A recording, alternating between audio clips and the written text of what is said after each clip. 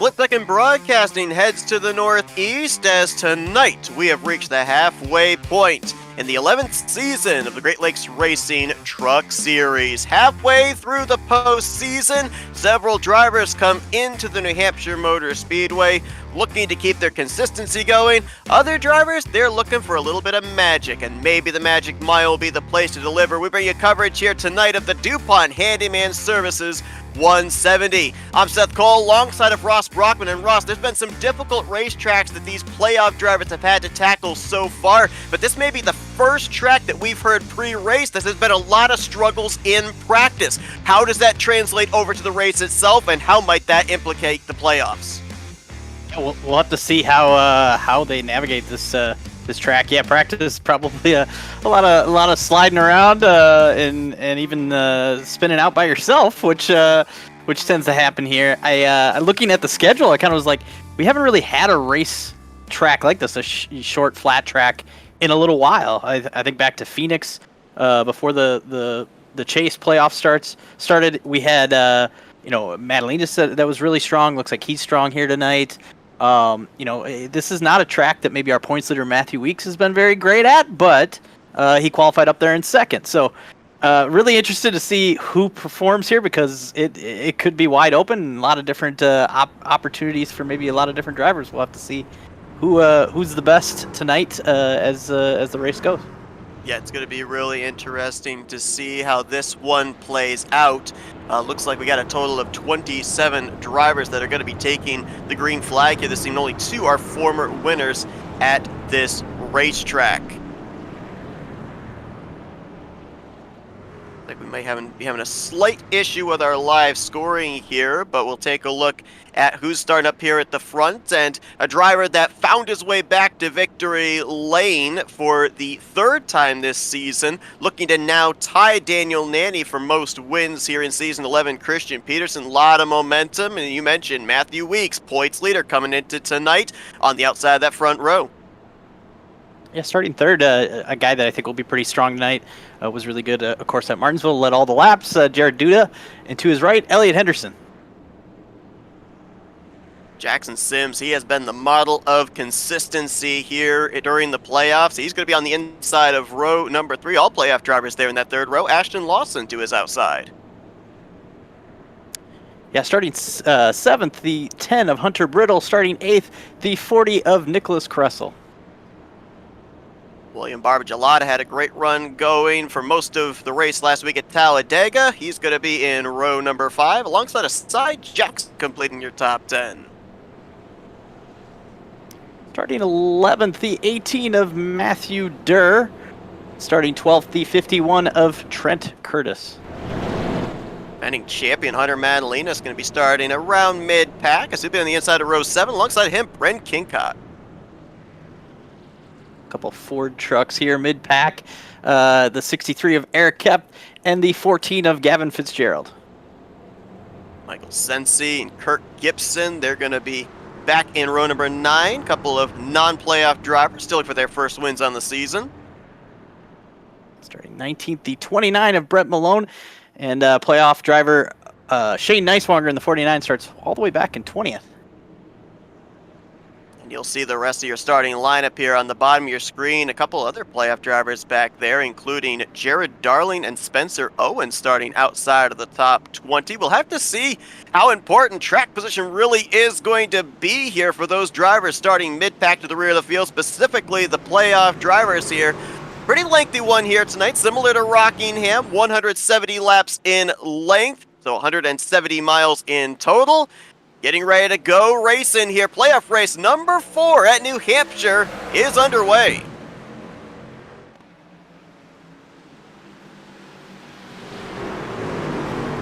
Got one back there using the apron. We're 3 wide, a few formations deep, and I think we were 4 wide. It's Michael Sensi around on the apron there off of turn 2.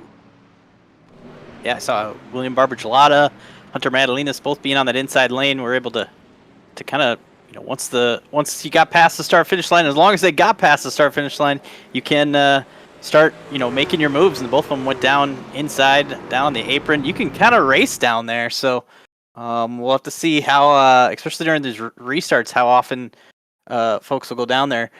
Michael Sensi, we talked about that, kind of single car spin. I'm guessing that's what happened here, especially off the corner. It's so easy to be focused on the drivers you're around here to be like, okay, I got to gas it up here. Let's try to get away, try to gain some spots right away, and then you kind of underestimate the grip. So we'll see what happened here with Sensi.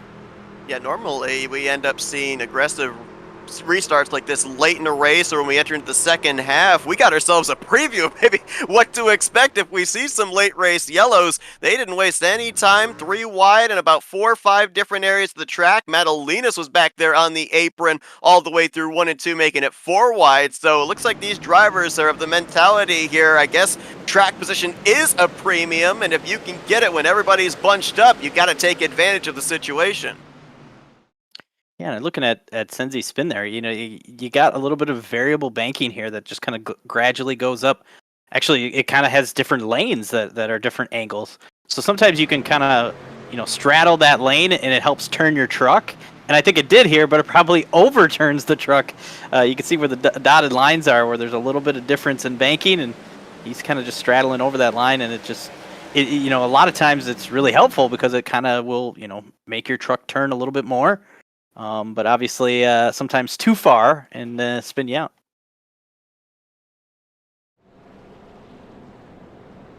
So an early caution here. Fortunately, only a solo car spin.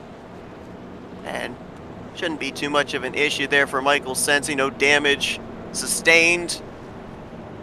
Not sure. Would he have to come down and take a set of tires there? Was that too long of a lockup, too long of a slide that he may have to come down, already put fresh rubber on that truck? I would think you don't need to. I mean, ultimately, you're going to gain more by having that set later, I think, than to use them already now and hope that even if you did use up your tires by having a big slide there, if you can run this next little run here and see how far you can go before you make that first tire change, I think that would be the goal here. I did see Cressel was one of our drivers that started up near the front. He hit pit road, and not sure if he had any damage or maybe just felt that he needed to drop back or something. But a few others towards the back also came down. I imagine just putting in a little bit of gas, but I don't think any tire changes so far. Yeah, a couple of those drivers that you referred to included some playoff contenders, Shane Neiswanger and Spencer Owens, both on pit lane under this caution period. Green flag back in the air. Christian Peterson going to bring us back here into turn 1. No 4 wide yet, but we are 3 wide. That's Madalinas again on the charge. Going to straddle the apron, put those right sides on that blue line, and he's going to make up a bit of ground. Little loose. We got one around. Travis Hanby there on the back straightaway. Almost makes contact with the inside safer barrier, but looks like we're going to stay green, at least for this one. Yeah, just a great job by these drivers to be able to use all of this racetrack and get 2 and 3 wide here. It just gets so narrow down this. Really, both straightaways kind of feel narrow, even though they're so much wider than a lot of the other short tracks you race on, just because there's walls on both sides when you exit. At least a little bit of a slide there from, looks like, Hunter Brittle. They're going to go 3 wide again. Ashton Lawson down on the bottom. See a truck get out of shape like that, scrub off speed on corner exit, your initial thought is, I got to get by them. I've got the momentum. Lawson saw that, ducked down to the bottom. It was 3 wide. Looks like Matthew Durr was able to actually clear both the 10 and the 26 in that 3 wide formation, so he'll leave Lawson and Brittle to fight for the 9th spot. It seems like these guys can't get away from each other.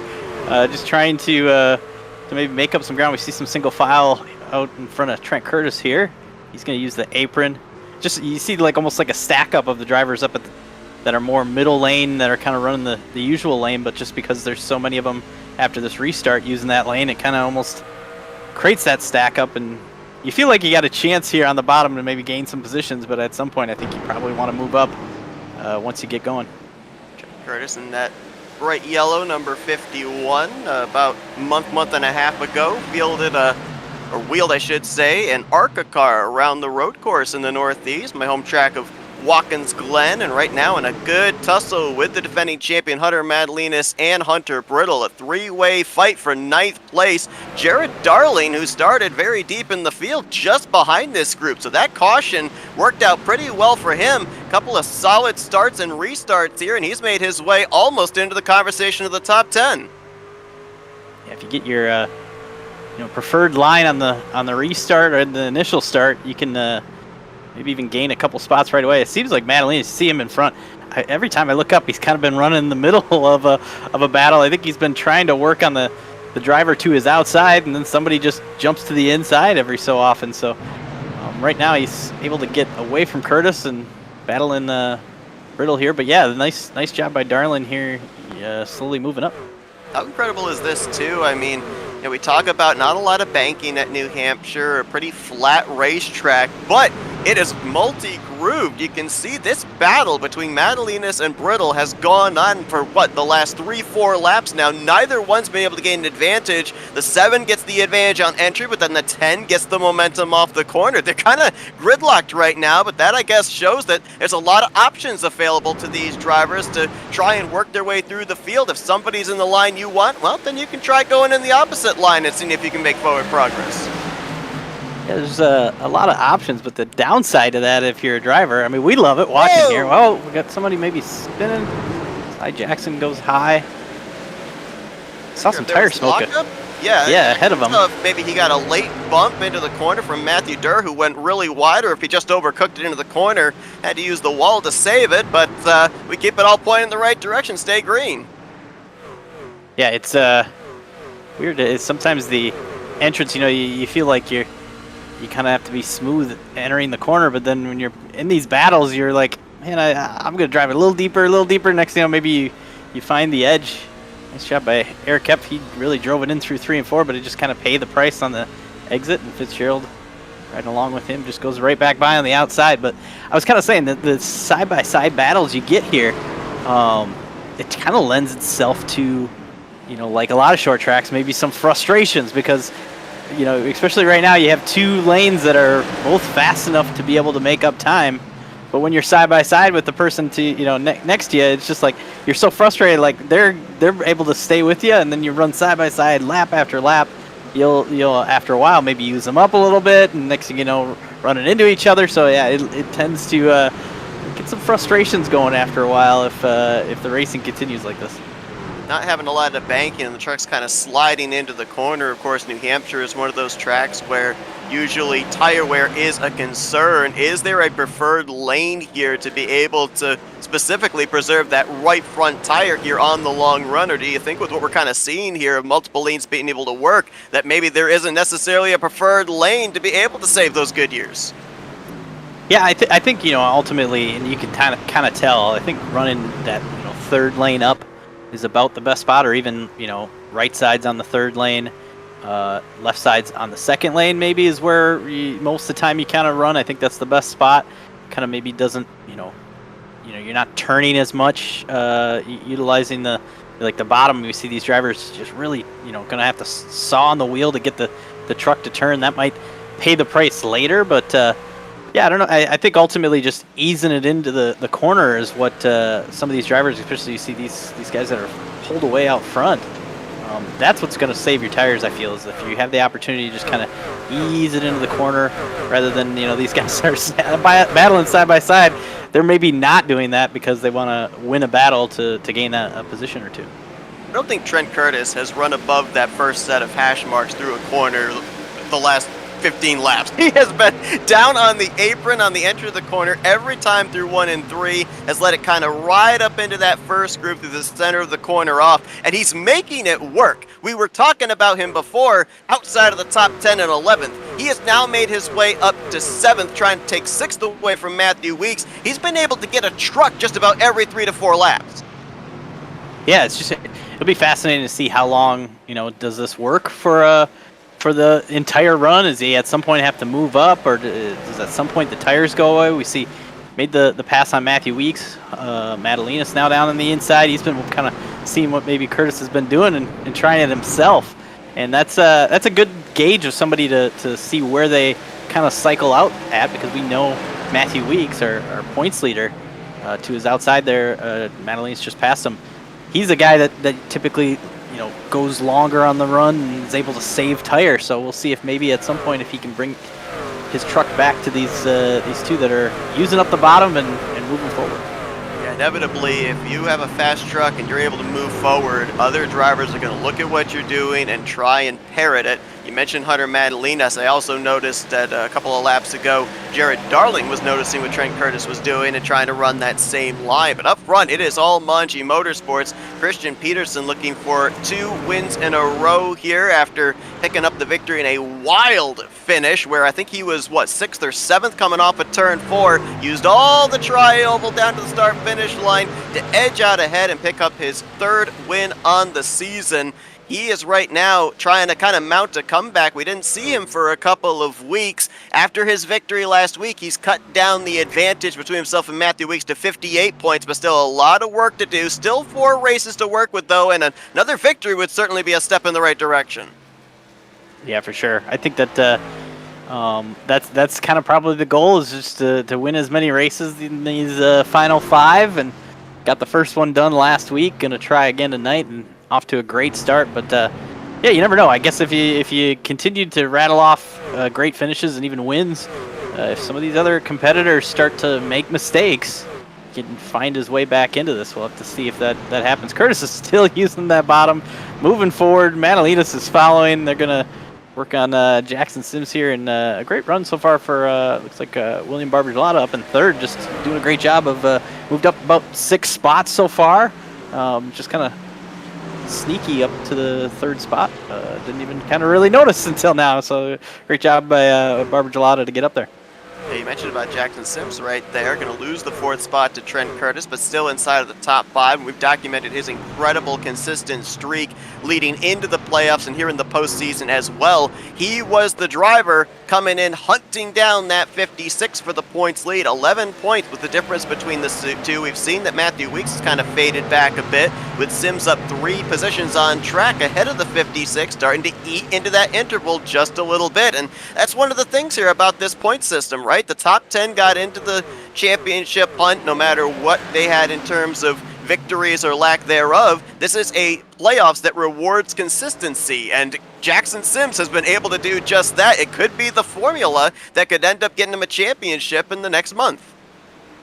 Yeah, just ultimately doing a great job of, qualifies well, keeps the track position here, started 5th, running 5th, just doing a great job of, just kind of doing exactly what he needs to do to get maximum points each week and not have a terrible score coming out of any of these races. But yeah, just losing a little bit of ground here now as Madalinas is down on the inside. I've been watching a little bit of these drivers using the apron and just kind of like what their lap times are, and they're really running just as similar as Christian Peterson is out front in clean air. So you gotta wonder, is this something that these guys have figured out here, whether it's something they practiced or something they just noticed now after they've run a while? But is this a potential lane you could use that some other drivers are either gonna have to learn how to do it? Because I mean, these guys that are running, you see Barbergelata trying it now.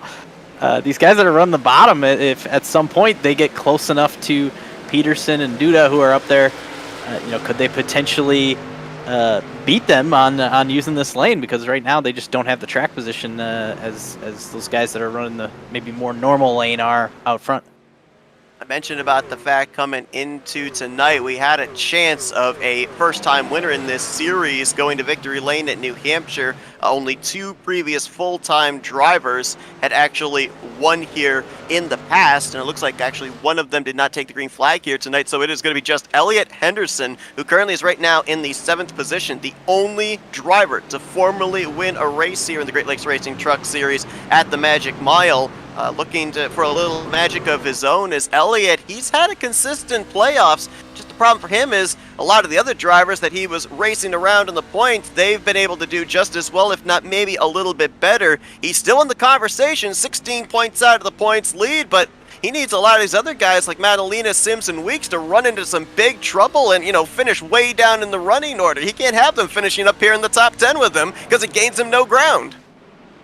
Yeah, for sure. I think he's probably probably just a little bit maybe disappointed, wanting to potentially be up there battling for wins, but ultimately doing kind of similar what Jackson Sims is doing, is just you know hitting the base hit every single week and surviving these each race without a bad score, and it seems to be working. You mentioned Henderson and winning. Almost every week we go to a track and it's like, wow, Elliot's won there before. So yeah, he's obviously been in the series for a long time and really fast almost everywhere we go. Now Curtis moving up as Madalena is still running the bottom. They're going to battle for this third spot.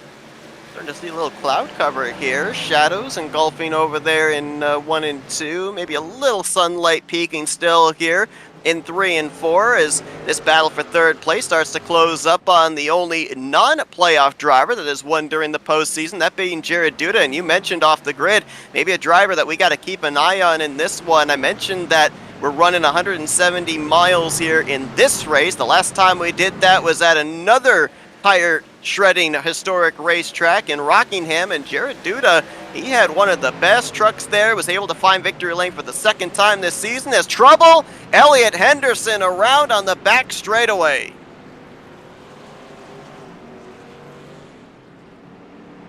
We're just talking about, Elliot not having any kind of bad races yet, and ultimately I don't think there's much damage. It looks like he'll be okay, but going to lose definitely the track position. I heard Matthew Weeks on the radio. I didn't catch really what he was saying, but I wonder if he was potentially involved here. I know he was maybe not too far from where Elliot was running. For the round, I believe the 8th or 9th position. It looks like Weeks kind of got tight coming up off the corner. Little contact with the 37. It looked like it was going to be maybe a harmless door bang, and then it's like the two trucks kind of locked together. Yeah, and I think that's probably a lot more damage on that 56 for our points leader here. So that's some significant damage, at least. I don't know if it would affect the truck too much here at New Hampshire. We'll have to see what that does. But yeah, I think almost Henderson maybe coming down a little bit lower, and Weeks thinking Henderson was going to be a little bit higher. I don't know if anyone's really at fault. It sounds like just on the radio they're kind of a little displeased with one another. But yeah, it just looks like maybe both kind of going towards the middle there, down the backstretch where you normally would run. Caused a massive impact there as Matthew Weeks backed it into the outside wall afterwards. You saw the rear tires come off the ground, and just previously you saw that on board with Gavin Fitzgerald as the back end of Elliot Henderson's truck rode right up onto his hood. So to your point, it'll be kind of interesting to see what the extent of the damage is for both of those playoff drivers, Weeks and Henderson, and if they'll be able to remain competitive in this race. Here's a look with Weeks. That's a good shot there with the right front, and then right there, the impact with the back end of the truck as well. I guess one of the saving graces is New Hampshire, in some respects, races a lot like a short track where you don't necessarily have to have a truck that wins a beauty contest to still be fast. The one thing I would be a little bit concerned about is, dependent on where the damage is sustained, is that going to affect the downforce you're going to have, which is a huge key in having your truck planted with the low banking in the turns. For sure. But that obviously a little bit of a shakeup for two playoff drivers. I also see, if you're looking here, you don't see Christian Peterson in this view either. So he came down pit road. It looks like maybe a speeding penalty, had to drop to the tail end. So yeah, tough break for the 71. We'll have to see how fast he can make his way up to the front. Now that's going to give the lead to the 53 of Jared Duda, and we're going to see Trent Curtis and Hunter Madalenas both have been running that apron. Now have the track position. We'll see how they can do battling Duda here for the lead. Couple of victories this season for Jared Duda. Dominated at the paperclip short track of Martinsville 2 weeks ago, went to victory lane at Rockingham, and now will lead us into turn 1 here on this restart. Gonna be interested to see how many drivers jump down there to that Trent Curtis line on the apron. Looks like for the moment, most drivers keeping their left sides up above that blue line, as everyone gonna get off of turn 2 safely. Also, point of note, we saw Travis Hanby go around on the previous restart. No caution came out to save him. He got the free pass under this yellow, so all 26 trucks are back on the lead lap. Great job so far by Duda to be able to grab the lead, kind of get away. Curtis does a great job of closing up that gap already, running that bottom. Both him and Madalinas, great job through 1 and 2 to kind of close up on that 53. We got a caution. Spin in the back. Another playoff driver, this time Jared Darling. So potentially another one of those single truck spins. We'll have to see on the replay if he got any help, but ultimately doesn't look too bad as far as damage. Well, we know on that last run, Jared was trying to run the same line on the apron that Trent Curtis was. Maybe it didn't quite grip off the corner, much like Michael Sensi back in the first caution. He's actually 3 wide here with the aforementioned Sensi to his left, Kingcott to his right. Hard to tell there if he got a little assistance, but definitely looped around. Jared just keyed up post that spin and just said, my bad. So must have been by himself, or at least yeah, I mean I guess not by himself, but I guess he's got a lot of trucks around him there, but just maybe gassed up just a little bit too early, or maybe a little too much, and around it goes. It's almost that exact identical line coming off of 2 that you were talking about that caused the problems potentially for Michael Sensi. Almost identical, same spot.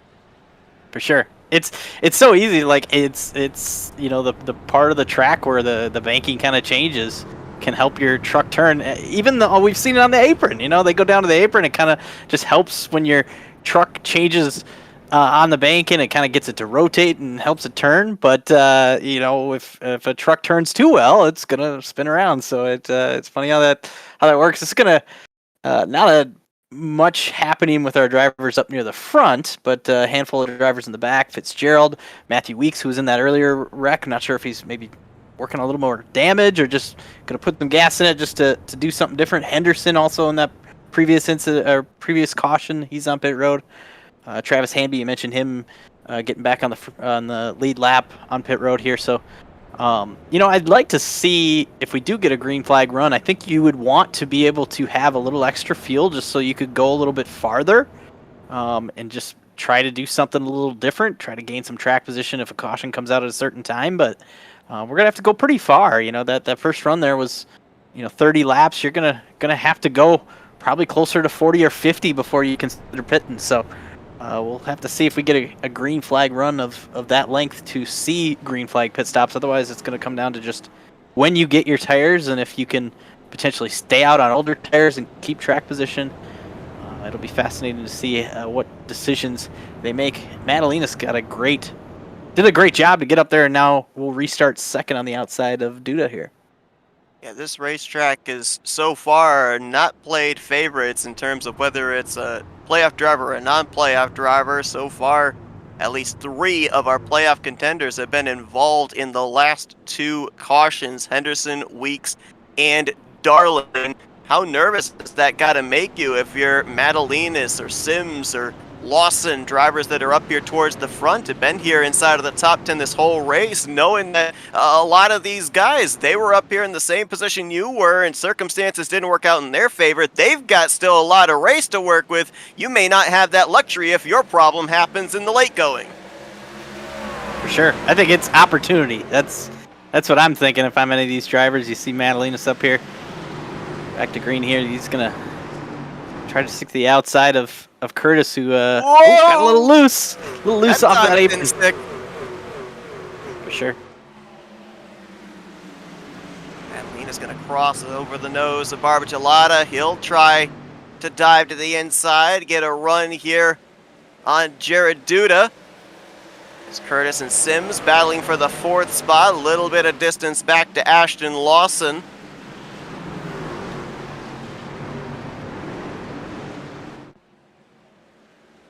Curtis still trying to look at the dust being kicked up there off the exit of turn 2 as well. A lot of drivers going up to that 3rd and 4th lane that they really didn't use all that much during the course of the run. All of that debris up there, now they all scatter on these restarts, and that's got to be a problem as well, trying to find some grip, I would think, as well.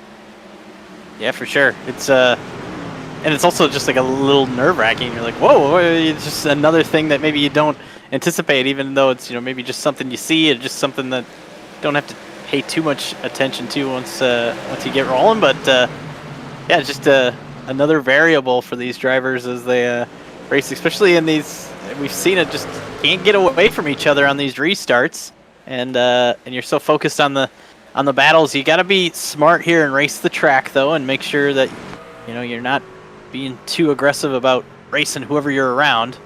Utilize what you can, as we see Christian Peterson here trying to move his way back up after the penalty. A great job running I wouldn't say the bottom, because we've seen these drivers down on the apron, but running kind of just here. He's going to try the apron here. Oh, he's on the bottom. Currently scored in the 15th position, trying to get by Nicholas Caressel. You can see him trying to get the power down there off the exit of 4. Back into the truck, getting a little squirrely as those rear tires fighting to rip into the racing surface. Ty Jackson going to run right there behind him as well, and the battle is on for the lead. Hunter Madalinas, 3-time winner on the season. Couple of victories at some mile-and-a-half racetracks, but he also won that fuel strategy race at Phoenix. And remember, Phoenix has those 2 different unique corners, specifically 1 and 2, rather low banking. So maybe a track like that he's had success at, maybe kind of lean into the experience of that particular half of that speedway, apply it here to both ends of the racetrack in New Hampshire. Yeah, and it's just working. That apron continues to be we talked about it, just running very consistent lap times, not much fall off that first run. Remember the first run, we did see Madalinas kind of in a battle, kind of even being stuck in the middle a little bit. That might have ultimately saved the tires a little bit. So I wonder if running the apron the entire run, we'll see what it does. But right now it's the fastest way around for sure, and he's gonna take the lead here from Duda and see if he pulls away. I kind of am fascinated here. Now you're gonna see. I just was gonna say the 53 hasn't tried it yet. I have a feeling at some point some of these other drivers are gonna be like, okay, I gotta learn how to do this because this is working, which I think will be fascinating to see. And then at some point, do we get so many drivers using it that it almost becomes a pain to use it? Because we've seen on these restarts where if you're all using the same lane, you kind of stack up a lot. And that bottom is really working, at least for this truck and track combination.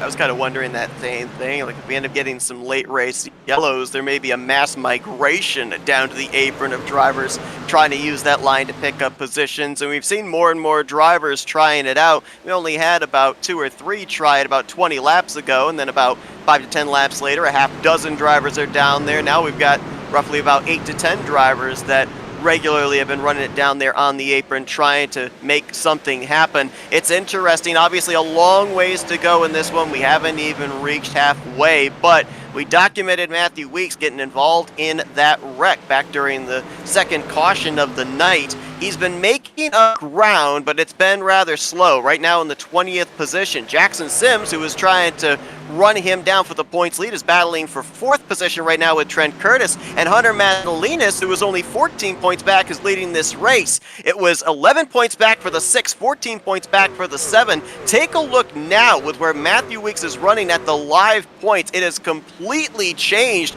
Weeks is down in 3rd, 10 points out. Madalinas and Sims in control. Now, obviously, plenty of time for the 56 to come back, but as we mentioned, you can have one bad race during these 7 playoff races, and then you find yourself scrambling the rest of the postseason. Matthew Weeks, we chatted with him, the last few weeks. He talked about Talladega being a track that he wanted to limit the potential for losing some of his points lead. I wonder if there's a little bit of that here too, because obviously Weeks is fast at a lot of tracks. He's really good at almost any type of track we go to, but been really great at the bigger, kind of more intermediate tracks. That maybe this is one that he kind of felt like he wasn't going to be that great tonight. And now with the incident early, do you struggle here and hope that the intermediates that are to the final 3 races, if that gets you your opportunity to get back in it, ultimately you want to try to keep this points lead. We'll have to see, can he rebound and get back into this and try to limit the potential for being in the hole coming out of New Hampshire. Yeah, I think there's quite a few drivers that are in that category, at least right now, that have had some early struggles here at New Hampshire. You can actually clump together 4 playoff drivers, 20th through 22nd, Weeks, Henderson, Jared Darling, and Spencer Owens, who didn't really qualify all that well and really hasn't made any forward progress either. Maybe not one of his favorite tracks on the schedule. To your point, maybe just kind of coming in, trying to limit as much damage as possible. Spencer needed a breakout race here, the midway portion of this postseason, though ninth in the stands, 65 points back. So this is probably, if he's not able to make forward progress as this race continues, going to put him into a pretty insurmountable position with only 3 races left to go. Just looking at lap times, just as we talked about some of these playoff drivers that had issues that are towards the back that's just taking a long time to move forward. Christian Peterson's doing a great job of moving up all the way up to 11th now. Just doing a fantastic job of working. It looks like he's going to move up into 10th now. So his lap times also, while he's working traffic, are very similar to Madalena, Studa, and Sims here. So I think he's a guy that you're going to have to contend with. It's a long ways to go yet. I think he's still going to be able to get back up there and overcome this penalty and potentially battle these guys for this win. And, you know, obviously frustration giving up all that traction with a speeding penalty, but maybe something that works out to the benefit of Christian Peterson was the early portion of this race, after starting on the pole and being out in front, he only knew what his truck felt like in clean air. Now he's getting the experience of knowing what his truck can do in traffic. That could be some valuable information that he can use late in this race if he finds himself second, third, fourth on a restart. And I guess I'll give him the thought that, you know, the other way you can sell yourself on it is, oh, this is way more fun than being by yourself out front, right? I guess that's the other side. I mean, he's fast. He's been slowly, you know, passing each one of these drivers on his way up into the top 10 here. It's got to be a little bit fun just moving through the field. I guess maybe leading is probably fun. I didn't get a lot of opportunities to do that in this league, so but I could see where that could be fun too. Only time I've ever heard a leader complain about not being able to race anybody was after the race was over. If you can lead every lap without having to worry about anybody and be out in front, you're going to take it. For sure. Madalenas is just checked out from Duda here, up 2.4 seconds. You see Trent Curtis battling Ashton Lawson. Curtis has kind of moved backwards a little bit on this run. I wonder if there's maybe a little bit of saving tire or what, but obviously we saw him running that apron for a majority of the second half of that first run. I wonder if he feels that you need to at least protect your tires a little bit before you can utilize that lane, and you know, because right now he's just kind of running the same lane as everybody else, and just kind of slowly moving backwards here. We'll have to see if he migrates down to the bottom at some point. It seemed like once they got to old tires, they all were down there on that previous run. Well, you bring up an interesting point, and I've kind of been watching him the last 10 to 15 laps here, and his truck does not look quite as planted off the corner as it was on that first long green flag run. I'm almost wondering, you brought up old tires, but let's consider as well, back when he was making forward progress, he was the only truck that was down there. Then we had more and more drivers migrate down there to that apron. There's a lot of rubber that's been laid down there, so there might be a little bit slicker now in this portion of the run than it was back at the beginning. For sure. Yeah, track changes and maybe just not working the way that it was, you know, and sometimes you find this edge, you find something that works in the bottom lane, and you start using it, and it you know, it changes a little bit, and then the reason, you know, you had the advantage is gone. It's like, okay, well, now I gotta try to find something else. I saw him 1 and 2 there. He was way up high, just trying to. It seems like 3 and 4, he still likes to go down to the apron, maybe using putting the right side tires up above the apron to try to get it to turn. But yeah, definitely a lot more people trying it. Lawson now used it to get to the inside of Barber Gelada here. And look who has now gotten up to the outside of the 51. That is Christian Peterson. Wow, what a wad of trucks we've got coming off of turn 2 here with Lawson, Curtis, Barber Gelada, and Peterson. 4 trucks, about 3.5 different lanes being utilized from 2 down the back straightaway and into 3. Curtis got a little maybe too low off of 2, and it kind of stalled his momentum. Now he's going to get passed on the outside by Barbara Gelada. Here comes Christian Peterson now all the way up to 6th here, just doing a great job moving up. And yeah, now he's using more the middle lane, following Barbara Gelada's Curtis tries to battle back on that inside. You were talking about lap times, and how about the lap times being put down by Hunter Madalinas? He's been able to open up over a 3-second gap back to Jared Duda. Every lap, he's been able to find anywhere from 2 to 2.5 tenths better than the 53. He is pulling away. The one thing now, if you're Hunter Madalinas, that you're going to maybe have to start getting concerned with is you might start reeling in the tail end of the lead lap and having to deal with traffic. You almost feel like if he's able to make that apron work and continue to make it work, that the trucks he's catching the lap probably haven't figured out how to use it. And are probably going to be out of his way then. So it might work out just to be in that lane kind of by himself right now. And but I think at some point, if we do get to green flag pit stops here, we could see the packets separated more, and then lap cars do become a bigger issue. So I think the other side to it is also just fall off from tires. You get a handful of drivers pitting. You might have some drivers on older tires, some drivers on newer tires than our leaders, and that makes for a tough job of lapping folks. But nice job by Peterson here to get all the way up, battling for 4th here. Just a great job of just moving through this field and getting that track position back. They've done a good job of managing the tires here too, because we'll see a lot of times when a driver loses track position and has to fight their way through, they start getting into the top 10, they start approaching the top 5, and the lap times start to taper off. A lot of their tire, a lot of their grip has already been used, but he still has plenty to fight with, as now he'll put the pressure on Jackson Sims, trying to move back up onto the podium. We've been talking a lot about the non-playoff drivers that have had good performances here tonight, like Jared Duda, Trent Curtis, William Barbagelata. How about a couple of drivers just there hanging on to the final spots inside of the top 10? Brent Kincott, great run for him here tonight in that 9th position. Brett Malone in 10th place. We talk about it all the time. Yes, we're focused on 10 particular drivers here every week that have those banners, those blue banners above the windshield. They're fighting for the championship. That didn't mean that the other 17 drivers that took the green flag here tonight weren't looking for solid top 10, top 5, or even race victories here at New Hampshire. And a lot of them making some good runs here inside of the top 10. 9th and 10th. I'm going to shout out 11th is the 92 of Michael Senzi. We saw him do the self-spin early on in this race and battle all the way back to be just outside the top 10 here. So, you figure out where the edge is early on and go for a spin, and now you're able to move your way up. And nice job by Michael to get up here and maybe even be battling for a top 10 running spot here in the next couple laps. Get a nice run there on Brent Malone.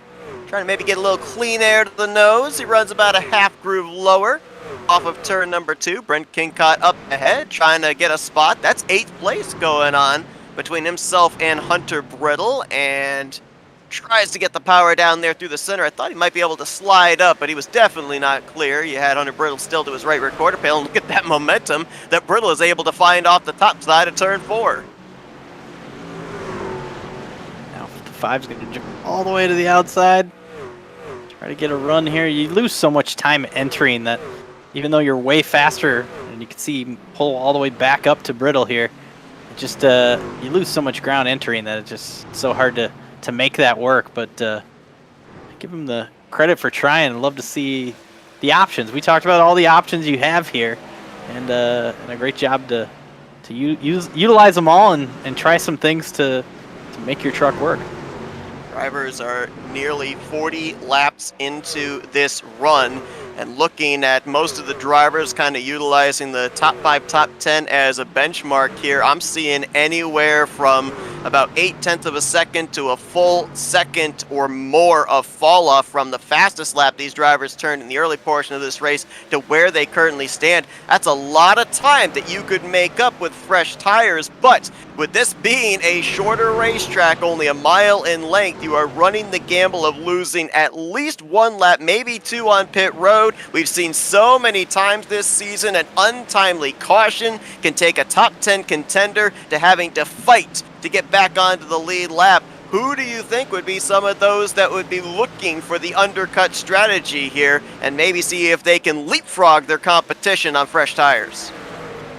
Yeah, I think it's so tough. If anyone's going to try it, it'd be a huge gamble, especially with our leader Madalinas having such a big lead. You're going to go for sure one lap down, if not probably two or even three if you're one of these drivers way in the back. So I think it's a little scary to pit early. I think a lot of them are going to try to run as far as you can. I see Gavin Fitzgerald. He pitted on the last caution, and he's up to 12th. I could see him maybe run a little bit farther. I see Weeks, obviously he's not been moving up at all, so maybe he's a guy that decides to run a little bit longer. But I think a majority of these drivers are going to see how far they can go. I think that's the play here as far as the best opportunity to maybe gamble and get some track position on strategy. Yeah, there's Jared Darling, Matthew Weeks, Elliot Henderson back there as well. So I think the question has been answered, that the contact we saw, the damage sustained for both Weeks and Henderson in their little scuff up off of 2 and onto the back straightaway, it has hurt their trucks in terms of their capabilities of getting back up to the top 10, because we already saw Christian Peterson start back same area that they were at, and he's been able to make his way now up to second, getting by his Manji Motorsports teammate Jared Duda. So obviously these trucks are hurt and they're just trying to salvage what they can from this day. Yeah, and it's maybe a little bit of nervousness and maybe even a little bit of panic right now as we're running green. But if you get a caution late, you get some stack ups of issues on restarts, you can still get a solid finish if you just survive it. So ultimately you gotta just be smart about it and see what happens later in this race. Try to keep as much track position as you can and hope that you can salvage something out of it. So now's going to be interesting. Madalinas has built a 5+ second lead, but there's a new driver looking to run him down in Christian Peterson. Keep an eye on that scoring pylon here as we'll watch and see if that interval starts to chip away. Christian Peterson trying to get back to the race lead. He and Madalinas have had maybe 2 of the fastest trucks this race, and now we kind of get to see them go up against each other. Yeah, and I think if anything, this gap, I think right now it's just been kind of maintaining the distance. Obviously, Peterson, you'd like to think that maybe he had an opportunity to save a little bit, but and ultimately probably did a great job of it, because it sure seems like he's still fast, even though he was battling with a lot of these drivers on his way up through the field. Just running similar lap times right now. I imagine if you could stay this close, and this close, 5 seconds is huge, but if you can keep within 5 seconds, maybe even shrink it a little bit before this pit stop, could you then on this next run use that entire run to try to chase Madalinas down? We'll see. Just a matter of, can we get through a green flag pit stop if we get there. William Barbagelata has hit pit road, it looks like, in the 27, unless he's having some connection problems here. Scoring showing him on pit road, but we'll double check. No, it looks like he's having some connection problems. Interesting here, we've seen Madalinas. Ooh, Lawson may have gotten up into the wall there in the 4th position, but we're seeing Peterson run down the apron still, Madalinas, but we were watching that battle for 3rd place starting to close up between Duda and Lawson. They're running up outside of that dark gray. They're up into the 3rd and 4th groove, kind of diamonding the corner now. So it's interesting that as we've gotten into the longest run of the night, some drivers, they're still committed down to the very bottom of the racetrack. A lot of other drivers have migrated up. And these trucks, that's what I kind of thought with that bottom lane is, like, once the tires kind of go away, I kind of would assume that bottom lane wouldn't really work, because you're going to have, a continued issue of trying to get the truck to turn down there on old tires. and it just kills your momentum. I felt like that would be something we'd see, and it really hasn't. But now jumping up to the top lane, that's a great spot to be if your tires are gone. Nope, caution's out. Caution. Second time tonight, Michael Sensi with an issue. It's like maybe he may have had the exact same thing happen to him that happened back on lap 1. Looked like those set of skid marks, exact same area where he had his earlier issue. And he was having a good run. He was just outside of the top 10. Yeah, we talked about he was able to see where the edge was to spin out early on in this race on, I think that was lap 1. He finds it here now late in the run in the same spot. I believe this was a battle for 10th place with Brent Malone. Tries to straddle that double white line and a little lower there off the corner than when he had his earlier issue, but again, same problem where back end of the truck just did not want to plant. Granted, at this point, he wasn't on cold fresh tires, he was on about 48 lap old tires, so obviously grip was going to be a lot tougher to find when he got back to the throttle on this occasion. Pit stops, everybody's going to come down here and get a set of tires.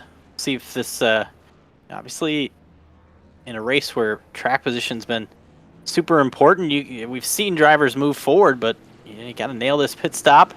Christian Peterson has that number 1 pit stall, but looks like Madalena is going to hold on to the lead.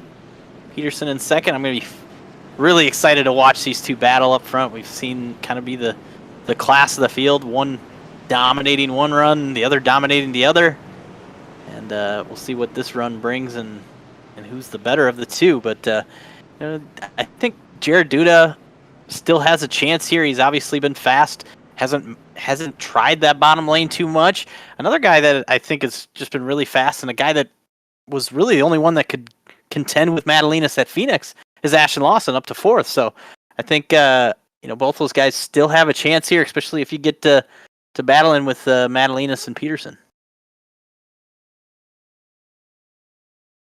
Number 1 pit stall almost paying off for Peterson, able to snipe the lead off of pit road from Madalenas, but Madalenas just able to edge ahead. Madalenas had managed to put a couple of trucks off the lead lap during the course of that run. Travis Hamby and Rod Fastenau. Fastenau was the first truck 1 lap down. He is the recipient of the free pass, so we'll have 25 of our 26 drivers back on the lead lap. We didn't document, it looked like it might have been a start and park here tonight for the 13 of Lewis Woodall. He went out, made a lap, and then took his number 13 to the garage area, so he's credited for 27th place in this evening's event. Brent Curtis was on pit road for a long time there, so you wonder if maybe there was some potential damage. Maybe we missed him getting in the wall or something, but yeah, he's towards the back now and spent a significant amount of time under that yellow working on damage. Lengthy amount of time on pit road for Matthew Weeks as well, getting more damage repaired on his 56 as Madalenas gets us back underway. Approaching halfway point here very, very shortly, and it looks like it's going to be really close there for 3rd, 4th, 5th as both Ashton Lawson and William Barbagelata had their hands full. Seen Barbagelata do a great job on these restarts. And Ashton Lawson's going around! He's going to get nice swanger. Side Jackson, Jared Darling collected up as well. Trying to see through the smoke. I believe that might be the 51 of Trent Curtis might have gotten a piece of that. A number of drivers collected up there. A massive pileup that started up inside of the top 5. We all kind of saw what was going to happen there just because Barbagelata and Lawson down the backstretch were all over the track trying to save it. Shane Neiswanger is going to get the worst of it. Looks like his race is going to be done with smoke coming out of that 49 truck. But Lawson just was down on that inside, and I think just trying to stay to the inside of Barbagelata through 3 and 4 and just got loose. And, you get a truck to your outside, and you start to spin, it almost just kind of pushes your truck around. Yeah, maybe just drove in a little bit too far. And pretty much ends the night for the 49. The Darling and Cy Jackson up against the wall. Carresso looks like Eric Kemp just stopped back there. Might have saved his truck from too much damage, but that's a big wreck there. We talked about some of these drivers that were having some issues early in this race. That's your opportunity to gain some positions here, and maybe make something of it.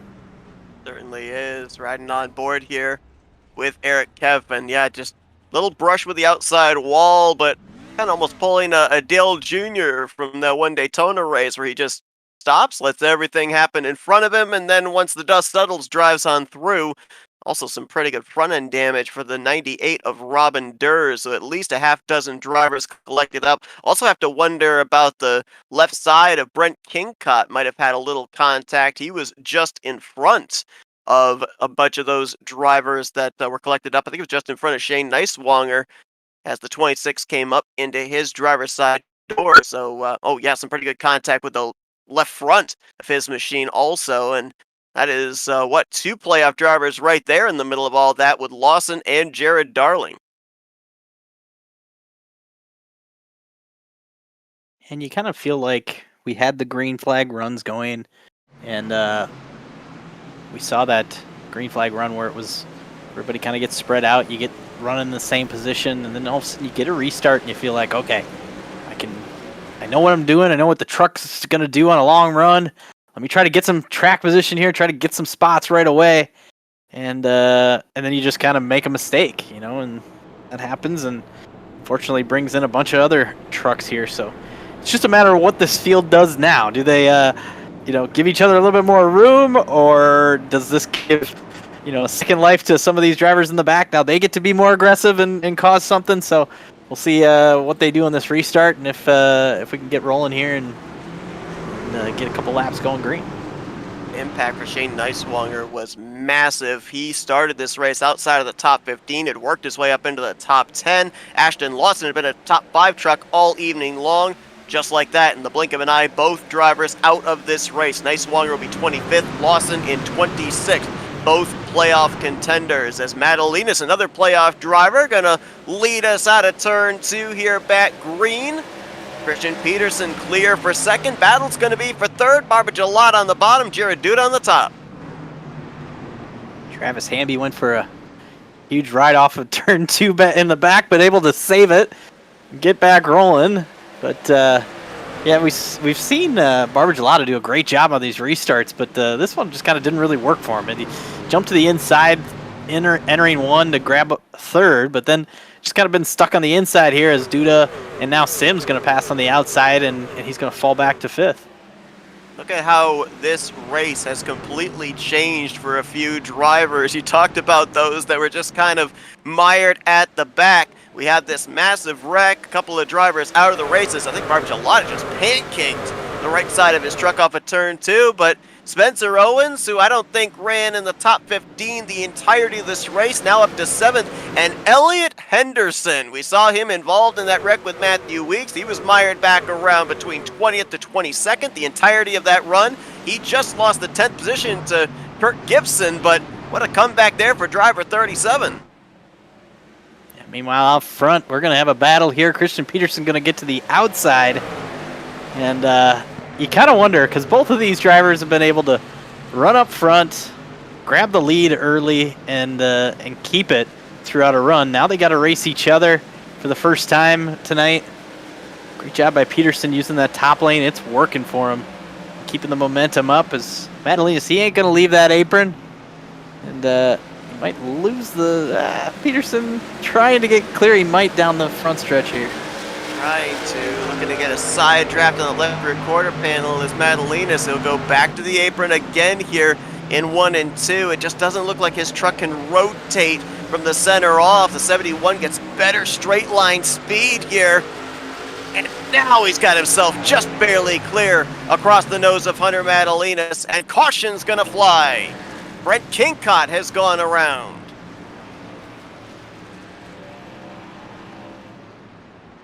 Up Brent a couple of laps ago. He was to the inside 3 wide down the back straightaway, was aggressively trying to make his way back up into the top 10. We'll take a look and see what happened here. Most of our contact off of turn 2, our problems off of turn 2, I should say, have been no contact, but a lot of drivers just getting loose. Let's see if that's the case for that Mobile One Toyota Tundra.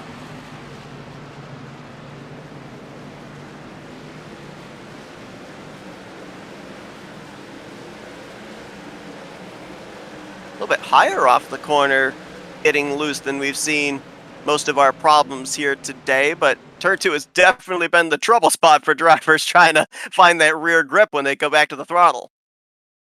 Sure. It's yeah, and I think it's an opportunity to you feel like I gotta gas it up here to try to use up the track, and then it just goes around on you. I kind of was looking at these drivers; they all kind of faking each other out on pit road here. I think that this is really close to a window where you could maybe make it the rest of the way, but ultimately still outside of it. I think you want to get closer to 70 to go to be on the edge of the window. So that's another 7 laps from now. So I think ultimately pitting now wasn't going to get you there, but I thought maybe there was a chance. A lot of these drivers still have 2 sets of tires. Did they come down and grab tires? I thought maybe Madalinas, we saw, he just wasn't maybe as good as he has been on the last couple runs just early on this last run. I just kind of wondered if, after firing off, even though it was, a very short, I think 1 lap run, sometimes the tires cool off, then you get back going and they're just not really the same as fresh tires before. So I just wondered kind of maybe if Madalinas would be like, I got to come get tires to get my magic back after he lost the lead here. But ultimately going to stay out, and I think that's probably ultimately the right call here. Is you still got 2 more sets, maybe want to get closer to 70 to go and try to split it up if you do get cautions, to use a set every 30 to 40 laps. And that battle for the race lead, plus the timing of the caution flying, freezing the field at the moment of yellow, was important, because with Christian Peterson being the lead truck and being the control truck, I would have to assume he's going to take the bottom of the front row here for 2 reasons. One, it's been where most of the race leaders have started and restarted this race anyway. But secondly, you take away that ease of access of getting down to the apron of Hunter Madalinas, at least on the initial lap of the restart. So if you were Madalinas and you'd been the control truck, he would have then probably taken the inside of the front row and had that apron line. So this works out for Christian Peterson. If he can really nail 1 and 2, take away that optimal line that Madalinas has wanted to run all race, you could maybe build yourself a bit of a gap here, which he didn't exactly have the luxury of those last couple of laps prior to the yellow when those 2 were side by side for the top position. I was going to say, I think it's going to give an opportunity for Duda as well. Madalinas did not get a good start, and it's going to give Jared Duda the chance to grab second here. I kind of thought that was the same situation that was going to give Peterson the leg up over Madalinas on this restart. I thought would give Duda the opportunity, and it does. And Madalinas is going to have to get back to work, run the bottom back in the middle of the pack. We're going 3 wide, all the lanes. These restarts have been so fun to watch. Double wide, 3 wide on occasion. We've been 4 wide here with trucks from the apron all the way up to the wall. Trent Curtis again way down there on the apron. Elliot Henderson, Cy Jackson also down there. I believe a couple of those trucks, including the 85 who gets loose off the corner, they were a few trucks that actually did come to pit road under this caution period. So they may have a little bit fresher rubber than some of the drivers ahead of them. Just a mess here, and tough spot to be at. Your drivers on the chat, there's a lot of people fired up at each other. I think that this is getting frustrating for some of these drivers in the pack. We see Curtis using the bottom. Brittle's got a run here on the outside. We see Matthew Weeks in this mess, trying to salvage his day. Craziness back here. What do they say? Short tracks breed short tempers, and we've just crossed the halfway threshold of this one. There still may be the opportunity for more hurt feelings before we get to the checkered flag. Is Brittle and Owen side by side. This is just for the final spot inside of the top 10. Here comes those fresh tires of Cy Jackson trying to make it 3 wide off of turn 2. Good run there for Kurt Gibson. We haven't talked a whole lot about him tonight, but currently trying to hold off a horde of drivers as he's currently in the 9th spot on board here with that 85 of Cy. You see him with the breast cancer pink ribbon prominently there on the hood. Of course, October Breast Cancer Awareness Month. We'll be crossing into that month here tomorrow, and pretty cool looking pink incorporated into that usual robin's egg teal blue we see on his Toyota Tundra. Yeah, and had a great shot last weekend. Did Cy Jackson to win at Talladega. Just came up a little bit short in that crazy final lap, but backing it up tonight with a solid run, just running up here just on the outside of top 10. Yeah, who was that? Madalinas? A little Hunter Madalinas jump scare there for our camera shot. Yeah, it looked like maybe off of 4 he got a little loose and got to the wall. I think he got damaged because I thought I even heard a little bit of a truck hitting the wall down about in that same area, and now he's kind of seemed to be losing a little bit of ground here. It doesn't look too bad, but we'll have to check the replay. He was in the 3rd position and is currently slotted back to 4th in front of Jackson Sims. We'll take a look and see a truck that has led a good portion of this race, and got a little help there after Barbara Gelada was the one that got the wall and clipped Madalinas in the right rear. Yeah, so the wall I was hearing was the 27 getting to the outside wall, not the 7 on the inside wall, but it's fascinating to see. We've talked about this bottom lane and running the apron, what it was going to do tonight. We did not really see that being something until we saw that first run and those drivers migrating down there. And we see Madalinas and Curtis here, both two the kind of the founding fathers of this bottom lane here. They, I kind of feel like sometimes it works and sometimes it doesn't. I don't know if it's, see, now we have this cloud cover. I don't know if the cloud cover matters more or what, but it just seems like sometimes it just doesn't really work very well. So, and then there's other times where you can pull out to a 5-second lead. So fascinating to see what that bottom lane is doing, and maybe, the rubber is built up down there. It looks like maybe a little darker down there now. Maybe that's what's done it, but they're not giving up on it. Yeah, it's interesting to your point. It's not really been consistent for the drivers that have been pretty committed, as caution's actually out here. Oh, we got a massive pileup back here on the back straightaway. That's Brent Malone that's around. A couple of drivers actually had to go down to the road course section on the back straightaway to avoid. May have just been a single truck incident, though. There's another truck up against the wall further up. Is that, I believe, Robin Durr in the 98, and I think I also saw Spencer Owens stopped for a moment there in the entry to turn 3. Yeah, Brett was running 14th, so just outside of the top 10 was where this incident happened. Sound like Nicholas Kressel. He's apologizing to Spencer. So if Spencer Owens was involved here too, we'll see what happened potentially to kind of mid-pack battling here. We saw, as we have on every restart, just everybody stacked together here. Caressel coming up off the corner, gets Michael Sensi. Bit of a domino effect as then Sensi comes down to the right rear quarter panel of Brent Malone and nowhere for Spencer Owens to go. And then there's the follow-up contact with Owens, who then's going to get a shot just around the right front wheel from the 98 of Robin Durr. So that started off the exit of turn 2 and didn't end until we got down to the entrance of turn 3. So that was the moment that Kressel was apologizing for Spencer Owens. In that situation, the caution comes out. Sometimes you don't get your spotter, or you don't even hear your spotter because you're so focused on just getting back rolling that maybe the 40 coming back up on track, he just didn't know that the 23 was down there or to his right. You get right here and you kind of gas it back up. They're both on the apron here, and you're just trying to avoid the grass. The person I hate the most for is Robin Durr, who's just leaving the scene, and ultimately the 23 just turns right because he got hit by the 40, and Robin Durr just piled in.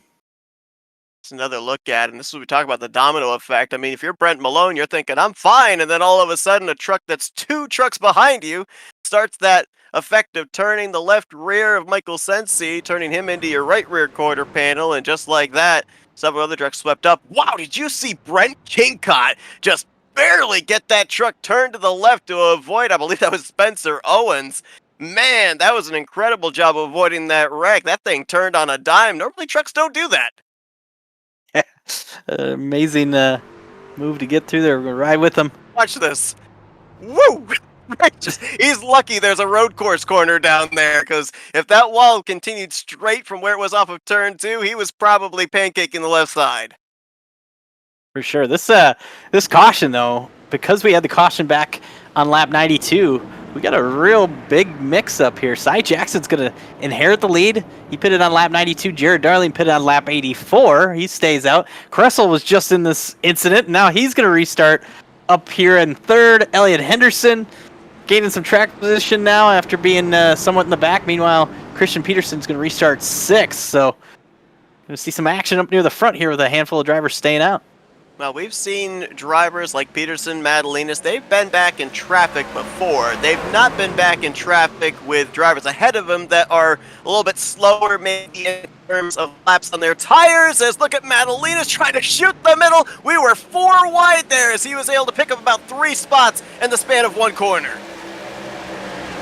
Definitely not afraid to run the middle throughout this race so far today, especially on these restarts, is that 7 truck, and just trying to gain some track position back. We've seen him kind of move backwards a little bit on that last run.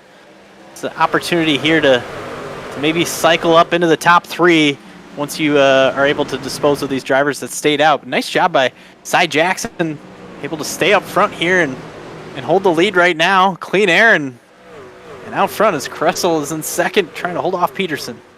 Yeah, Peterson, ooh, a little contact back there between Jared Duda and Elliot Henderson, but Peterson, the highest run in the fresh tires, has been the most efficient getting through the traffic ahead of him. Now going to get by Kressel for second place. It's about 3 trucks back to Hunter Madalinas, who's currently trapped up on the outside of Jared Darling. Then another 3 trucks back to the 53 of Jared Duda. And I think it's a great strategy call to try this if you're, some of these drivers. But I think the people it's going to work the best for, and it seems that this always happens, is the one that's able to get the lead for a while. And Cy Jackson able to lead here, and he's going to lose the lead here in this next lap probably to Peterson. But if he's able to just keep it going here, don't lose too much ground, and then catch another caution, you never know, you might be able to gain some track position or put yourself in a even better strategy for the end of this race. Mentioned about Cy Jackson and his great run last week at Talladega, scored his first top 5 in the season. That was actually his first top 10 as well in 9 previous starts. Maybe looking for back-to-back top 10s here at New Hampshire, as he's going to have a good battle going on with William Barbagelata. That's going to end because we got a truck upside down, barrel rolling down the front straightaway. Brent Malone, a massive, massive ride just to the start-finish line, and somehow, after all that, he's driving away from the incident. A ton of damage either way, but he'll be able to get it back to pit road and work on it. But yeah, I'm fascinated to see what happened here. I saw Kirk Gibson. We talked about how great of a run he was having, and it's kind of just the wheels have fallen off. He spun out off of turn 2 on that lap and kind of was behind the whole pack then, but was able to get rolling, no caution. And then looks like Travis Hanby was maybe part of this with the 29 Brent Malone. So we'll see replay here what happened. But we've seen these spins, especially mid-pack on back, just drivers trying to battle it out and get back to the gas on the exit of corner and then go for a ride. So we'll have to see here. Right along with Brett here. Oh, man! Hamby with his hands full there off of turn 4, back right up into the path of Brent Malone, and he just half-piped off the right side of Hanby's truck. You almost wonder, and maybe we'll see what on another replay here, what Travis Hanby, you're going for a slide there. You're going to probably enter pit road. I almost wonder if, last ditch effort to try to spin it back the other way and really hoping that it wasn't going to spin back up into the traffic that bad. I don't know. It's obviously it's easy for us to say watching in slow motion, but it's tough to make that call. Your instinct is, if you are spinning out and you see pit road, you don't want to hit pit road and get a penalty, get a improper pitting or speeding penalty, and then have to serve a penalty under green. Next thing you know, you're 3 laps down, your race is over. So either way, his race is over with the big hit here, but I almost wonder if that was, we'll see who's riding here. Maybe. Be a last-ditch effort to try to save it there. I don't know, but either way, didn't work out in the end, and a ton of damage for both him and, of course, the 29 Brett Malone. Well, if you had a flip at New Hampshire on your bingo card, you could check that off. And the thing that's incredible to me as well, when we were watching those replays, there were more than a half dozen drivers back behind them. It's tough enough to try and figure out where a truck is going to spin, let alone knowing where a truck's going to be when you come up on it as it's barrel rolling. But incredibly, we got away with just a 2-truck incident, but certainly one of the wildest wrecks we've seen here tonight. For sure. We see, looking on the scoring pylon here, there's a lot of drivers that hit pit road here. Pretty much 9th on back, came down, and it looks like to me a majority of them just did fuel. So I wonder if they feel they're maybe on the edge of a fuel window here. We talked about it. I think you want to get at least 70 laps to go before you could potentially start making it on fuel, or at least have that chance. I wonder if they feel even shorter run here is what the fuel tank is going to need. Well, remember, too, the numbers you gave would be to make it to the end of regulation. With how things are trending right now, we could be heading into some overtime, so maybe get that added assurance of topping off the fuel tank, have you good to go if we end up venturing into overtime.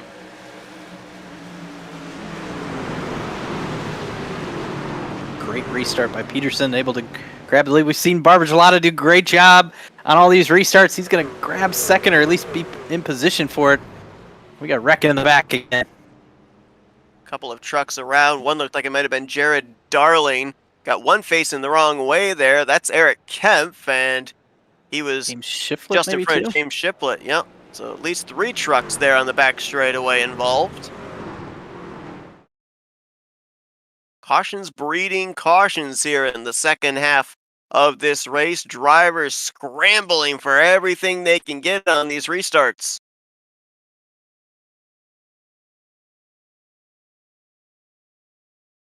And this is just kind of ultimately puts us in a, let's see what happens here. Kemp's on the bottom here. Darling maybe got loose and went for a spin, and with kept to his inside, it just kind of spun him around and threw him back in front of James Shiplett there. Almost like maybe a combination of the 63 getting tight, and as you said, the one getting loose, and both kind of needing the same piece of real estate as they came up off of turn number 2. It's been a tough night for Jared Darling. This at least the second incident that he's been involved in, trying to gain spots on the points lead. He ended up missing a race during the course of the playoffs and come to this one 10th of the 10 playoff drivers, as this is an onboard with Jared Darling in the 1.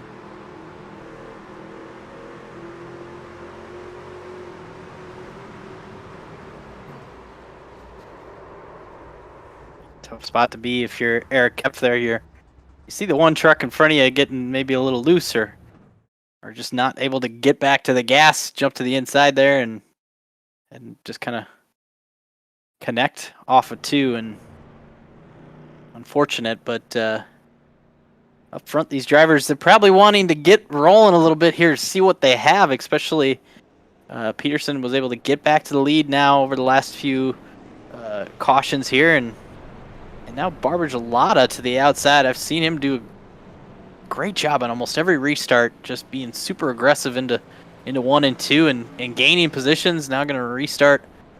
I'm guessing to the outside here, the 71. Well, now we've talked also about Barbagelata having some connection issues tonight. Now I've noticed he's disappeared too. So that's another part of this online race. And there's Barb's back now. So we'll have to see if that causes a problem. That's something to look out for. Well, last week at Talladega, Christian Peterson picked up his 4th victory on the season. That tied him for most here in Season 11 with Daniel Nanny. He'd like to stand alone atop that statistic with his 5th victory and back-to-back here during the playoffs. He's going to be the control truck as we're going to be approaching 50 laps to go here tonight at New Hampshire. Right now, 23 drivers are still running, all 23 on the lead lap, including the 29 of Brett Malone. That's right, the truck you saw barrel rolling down the front straightaway is still out there on the racetrack and running as we go back green. Yeah, the great restarts by William Barber-Gelata. I finally figured out what would cause him to not have a great restart, and that's starting on that outside. We've seen a lot of drivers use that outside lane, starting second to the right of the leader, and it just doesn't go. Just no grip there, and able to lose in multiple positions. Look at all these drivers jumping to the inside, including Cy Jackson, still on those older tires. Gonna run up a little bit on Barber-Gelata. Curtis down at the bottom, looking to make it 3 wide. And doth my eyes deceive me, or is that our points leader, Matthew Weeks, in the middle, 3 wide? After early issues, he's made his way back up into the top 10, but the caution flies once more. And looks like we may have had a problem maybe with Eric Kempf and Brent Kincott. Yeah, it looks like maybe a Hunter debris Brittle? caution, maybe from the 29. I think Hunter Brittle was racing around Brent Kincott there. He apologized, just didn't know whether it was him or Kempf who was maybe alongside of him. I heard Brittle chime in just to apologize for that. We'll have to see what happened. Of course, another one of those restarts. Everybody on top of each other here. We'll see Brittle on the bottom. Just came up on the 5. Rides up a little into the left rear quarter panel. Bit of a harmless spin there for Brent Kincott. Doesn't make contact with anybody. Brittle able to keep rolling as well. We're running, I believe, just outside of the top 15, so they're not going to lose a lot in terms of track position, but obviously you'd like to get through the race without being involved in an incident, and this is on board with Brent as a little extra contact there with Brittle saves him from spinning down to the inside wall. Maybe a little bit of a ruffle on the left front of the 5 and the right front of the 10, but could have been a lot worse when you look at some of the contact other drivers have sustained so far here at the Magic Mile. Sure, it's been a tough night for a handful of drivers here, but I'm fascinated to see now what this does to the strategy of this race. So a lot of these drivers still have at least one more set on pit road if they want to go get them at some point. We just saw Matthew Weeks was able to move all the way up into the top 10, and now he comes down and grabs a set of tires this pit stop here. So yeah, it sounds like everybody feels that they can make it, no problem. Maybe the only guy that can't would maybe be Cy Jackson. I think some of these drivers that pitted on lap 104, a lot of these leaders, Peterson, Duda, Madalinas, I think that they were outside the fuel window, but these cautions here probably would give them the chance to make it if we go green. But I still feel they all kind of know that they want to pit one more time. It's just a matter of when you get those tires. I think they don't want to finish the race on these tires unless we do go green. I feel they'll want to come down and get those tires, but maybe some of these drivers in the back going to try to get their tires now, and who knows? You saw what it did for Cy Jackson to be able to stay out on tires and stay up there and doing a great job of holding track position here in 5th.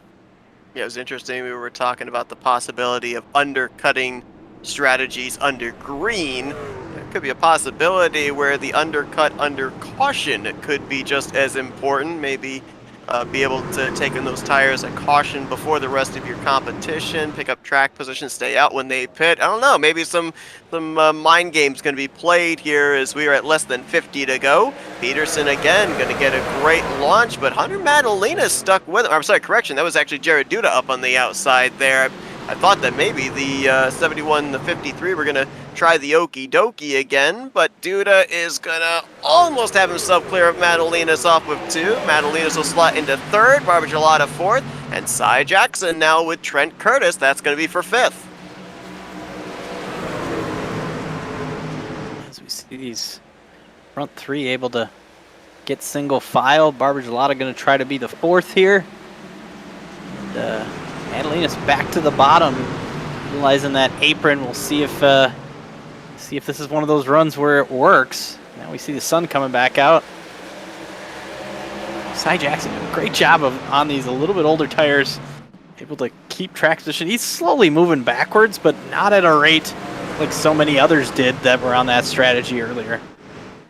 I feel like a driver we haven't talked about at all is, little contact back here, almost 4 wide. Robin Durr still in the thick of it there with Sensi and Caressel, but one of the playoff drivers we really haven't talked a whole lot about here tonight, and that might be a good thing because he's kept himself out of trouble, is Matthew Durr. Oh, trouble! Caressel around off the nose of Robin Durr. He collected Jared Darling, and I believe another truck. I couldn't make out who it was, but Caressel is going to pay the biggest price as he was stalled for a moment there on the backstretch. Yeah, that looks like another one of those 3 wide and 1 or 2 kind of getting into each other, and around it went.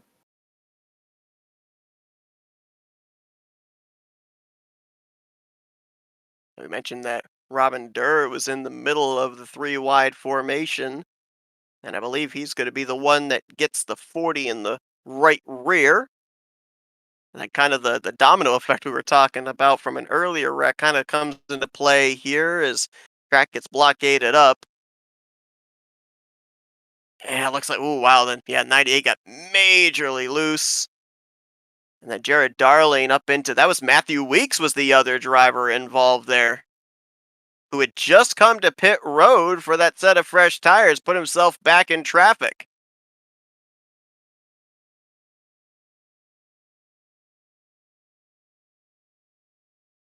It's kind of a mix of drivers pitting here. We'll see what happens with Weeks. Tough spot. Maybe not a ton of damage though.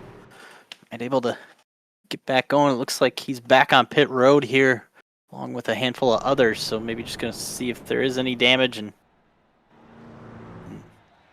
get back out there. But we saw, he was able to get back up into the top 10, and I think that was just, from the cycle of multiple drivers pitting, multiple drivers having issues. So still got a long ways to go if you do continue to have these yellows for a guy like Weeks to maybe still, pull the rabbit out of the hat and, find a good finish here. So we'll see if that's the case. Meanwhile, these drivers up front, I kind of figure at some point they were going to pit, but man, if you keep going green, maybe they will try to make this on this set of tires here.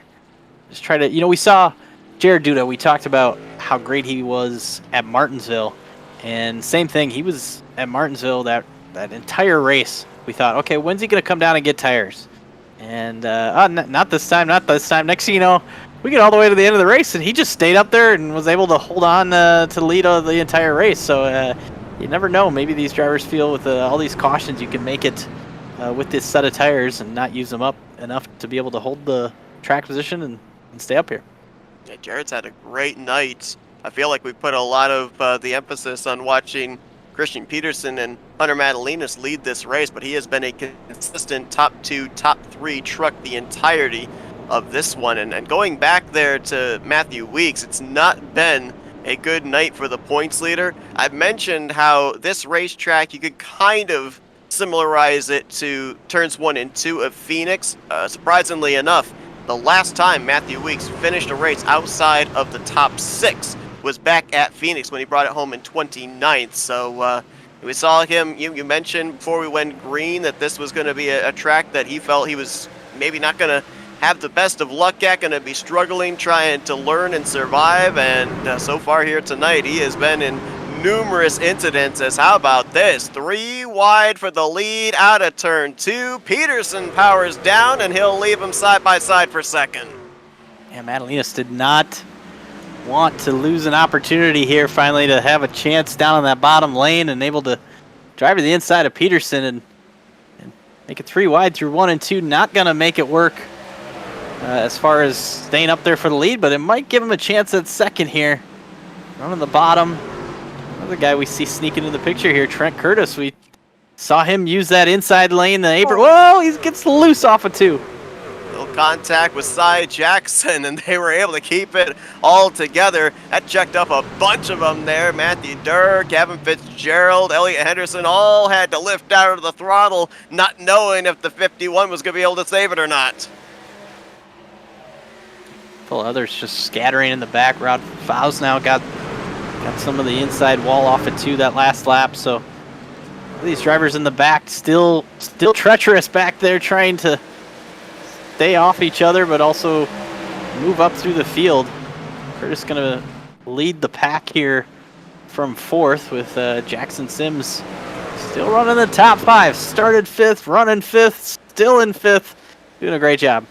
You see Trent Curtis, he was the first driver we saw use that apron line beginning of this race. He has since now moved up the banking here. Madalena seems to be the only driver still committed to the apron, and it's not really working out from his side. Jackson is around. We got one up on its 2 tires. I think that might have been the 23 of Spencer Owens, and it looked like the suspension may have been broke on that truck. Another one around as well. James Shiflett, I believe, has gone around. William Barbagelato's got a lot of damage on the left front of his machine.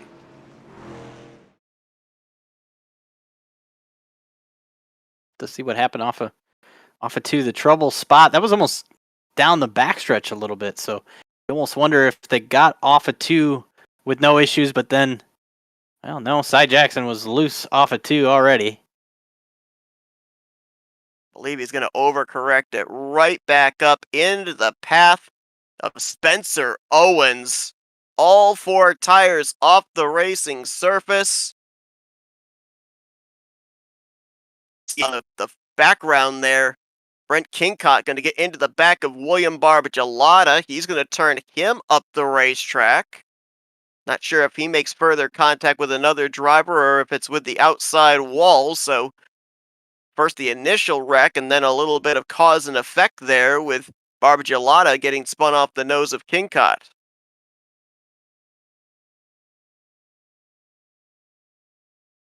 That's the second truck we've seen ramp off of another truck here tonight. The first one on the front straightaway, this time this one on the backstretch. Wow.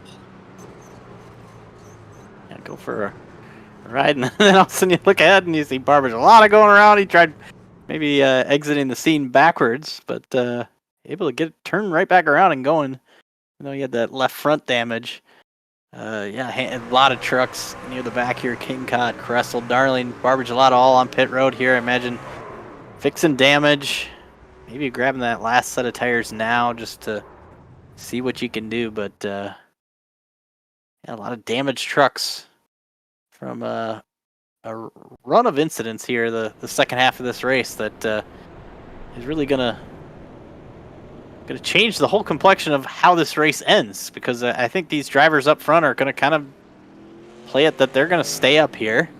The one thing I want to point out is, of the drivers to come get tires already, since we since basically lap 112, the only one that has was lap 127, Matthew Weeks, who is now in 10th. So our points leader having a chance to get up here and maybe salvage something, has fresher tires than everybody in front of him, even if his truck's got a little bit of damage. And then I see Jeff, our producer, brought up the up in the top left the timer, because that's the other part of this race with about 35 to go here. If we continue to have cautions, if the timer runs out, then the race is official there too. So we'll see what happens. I'm fascinated to see if what happens here now. Could Madalenas, we saw him with a great restart that last time, make it 3 wide. He's got another opportunity here, being on the inside of that second lane. Are we racing the laps or racing the clock? That's going to be an interesting thing to follow as this race progresses. Going to get ready for 34 laps to go, and looks like we may be waving off the green flag here. We'll get another lap of pacing, so we'll take the opportunity here to let you folks know next week we get ready for our first, I can't believe I'm saying this, our first 1.5 mile track of the playoffs. We're going to be in the Windy City in Joliet, as we'll be at the Chicago Motor Speedway. We've seen some incredible 1.5 mile racing so far this season. We're actually going to cap off the championship at another mile and a half at Texas. But I'll tell you what, with what we've had here tonight, a lot of these drivers, aggressive restarts, a lot of cautions here. Next week at Chicagoland, might want to be gearing up more for the long run than the short run if our previous mile and a half tracks are anything to go off of. For sure. It's a driver racetrack. We had that to start, the playoffs at Homestead. Chicagoland not far off from the same kind of style of racing, lots of lanes to choose from. It be fascinating to see how everybody navigates that the last 3 weeks. Going back green. Christian Peterson up through the gears, a little bit of breathing space there. In front of Hunter Madalena as Jared Duda going to try and squeeze down in front of the 7, who surprisingly, maybe the first time in 130 some odd laps, did not go to the apron in 1 and 2.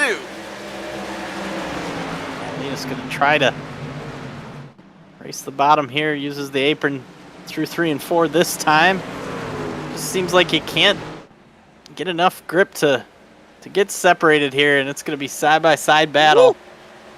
Rubbing doors back there. Jared Darling, Michael Sensi, also add in James Shiflett to that conversation. Racing just as hard back here for around the 15th, 16th position as they are for spots inside of the top 5. Craziness in the back half of this field has not ended. No matter how much these drivers have on their tires, or even how much damage they have, they're able to still race back here and trade some paint. Up front, Christian Peterson holding on to this. It's just a matter of, can one of these drivers get cleared of second and then have something for Peterson? You almost wonder, obviously Jared Duda being a teammate here, not in the playoffs, not having a chance to run. Does he feel his best opportunity for to help his teammate is to almost maybe not let him win, but give him the opportunity to win this race fair and square? And if he can hold off these drivers for second, gives Peterson the opportunity to not lose that lead. Because now we're going to see Trent Curtis try the bottom on Madalena's going to not work, go back single file.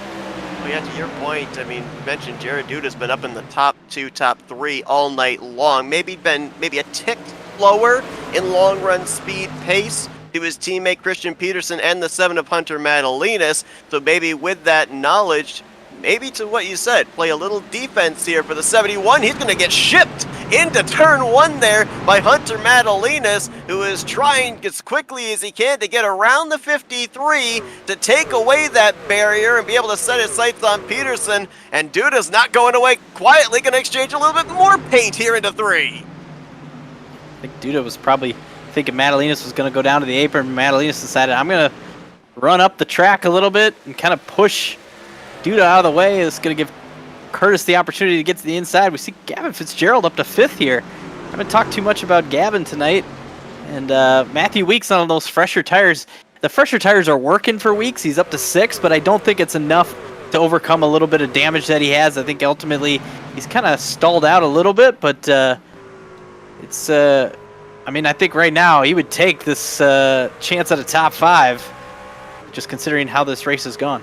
Oh, absolutely. I mean, right now he's ahead of Jackson Sims by 1 position, as I believe that's Cy Jackson coming down pit road, unscheduled stop for the 85. But going back to Matthew Weeks, after the night he's had that early contact in the wreck with Elliott Henderson, was squeezed into the wall in a later contact incident with Jared Darling, up here holding down the 5th position, stopping the bleed. I mean, he was 3rd in our live points back around the midway portion of this race.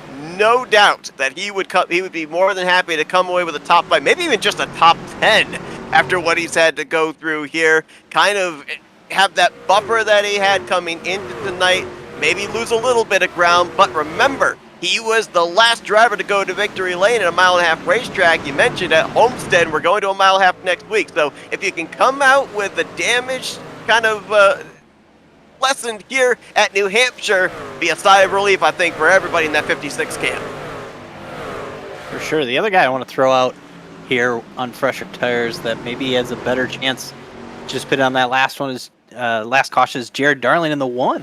We've seen him have some incidents tonight.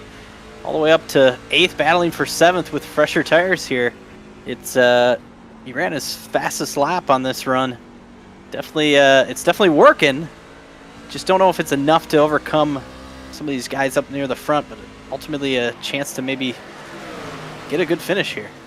So for these drivers like Matthew Weeks and Jared Darling, is there enough time if this thing runs green to the end for the fresh tires to make a difference? Or are you hoping that maybe we continue the trend of cautions, have those short runs and those restarts, and have your new tires take the advantage that way?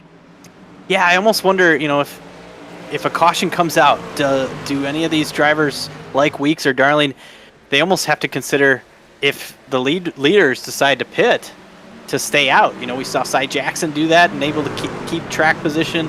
You know, I think if you can grab the lead, if you're Weeks or Darling, why not? I think it wouldn't be a bad idea. Weeks is going to have a chance here to jump even to 3rd here, as Gavin Fitzgerald's been battling with Trent Curtis. Weeks just kind of waiting to get that sorted out. See if he can make a move to get to 3rd here. I don't know. I mean, obviously he's not that far ahead or that far behind of Peterson and Madalinas. Who knows, after a handful of laps, could he clear these drivers and maybe potentially run them down? Yeah, so I was kind of wondering there for Peterson and Madalinas, we haven't really seen them pull away from 3rd place on back. Now, our scoring shows that they've been 44 laps since coming to pit road. Granted, those have not been 44 green flag laps. We've had a number of laps under pacing here as well. So there hasn't been 44 laps of wear and tear on these tires. But one has to wonder if maybe for these two drivers in particular, if they're trying to maybe save just a little bit, you're realizing the 56 does have those fresher tires. If he gets clear for 3rd, then it's go time. You want to maybe have a little something to be able to fight with if he gets onto your back bumper. Oh man, just got a little close there with Curtis trying to crowd Weeks. Weeks maybe trying to crowd Trent Curtis. They both kind of got into each other in 3 and 4. Curtis got the wall a little bit off of 4 and battled down into turn 1 here. I think Weeks gonna get cleared here. Nice job to use that bottom lane, keep the truck rolling on those a little bit fresher tires.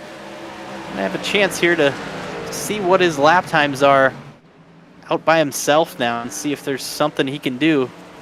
2 seconds back, really not too bad as far as this last lap of battling with these guys and having similar lap times to these leaders. A big moment there for Jared Darling off of turn 2. I don't know if he got loose or if that was in reaction to Gavin Fitzgerald getting loose up ahead of him, but able to gather it back up as now he'll have to deal with Curtis and Fitzgerald and see if he can work his way by them to move up into the 4th position. Just looking here at the lap times now with Matthew Weeks out in clean air, and he's a little bit faster than Hunter Madalinas, but a tick lower than Christian Peterson. Yeah, I think it's going to be going to need something to happen for Weeks to have a chance here. I think Madalinas, now they all pretty much identical lap times this last time. Jared Darling the fastest in this top 6, but he's going to have to navigate the battle of Curtis and Fitzgerald here. See if he can make quick work of these drivers. I don't know if Madalinas has anything for Peterson, but just seems to slowly maybe creep in on him the last few laps here. 10th faster that last time, maybe trying to find something on that bottom lane. How about 3 wide through 1 and 2 here for Jared Darling, who comes up into the door of Gavin Fitzgerald. He was trying to get 2 for the price of 1, go from 6th up to 4th. Gonna have to work a little bit harder here to get P4 away from that giant Tiger machine, and Fitzgerald gonna hold him off at least for the moment here. Pressure tires still the advantage of Jared Darling as he'll send it once again down here into 1. Got a little loose through the center of the corner. Can he get back to the throttle, get that bite off the exit? He'll get alongside of him, and now they'll be door to door going for 3. I think if you're Jared Darling, you're going to have to almost pull the slide job here all the way to the bottom. I think it's going to work. It's clear of Fitzgerald. I don't know if Darling has enough time to get up there or enough fresh rubber, but at least have it. Oh, now Fitzgerald's going to battle back on the inside. If you're So frustrating if you're Jared Darling, because you know you're probably going to just pull away once you get clear for a little bit here.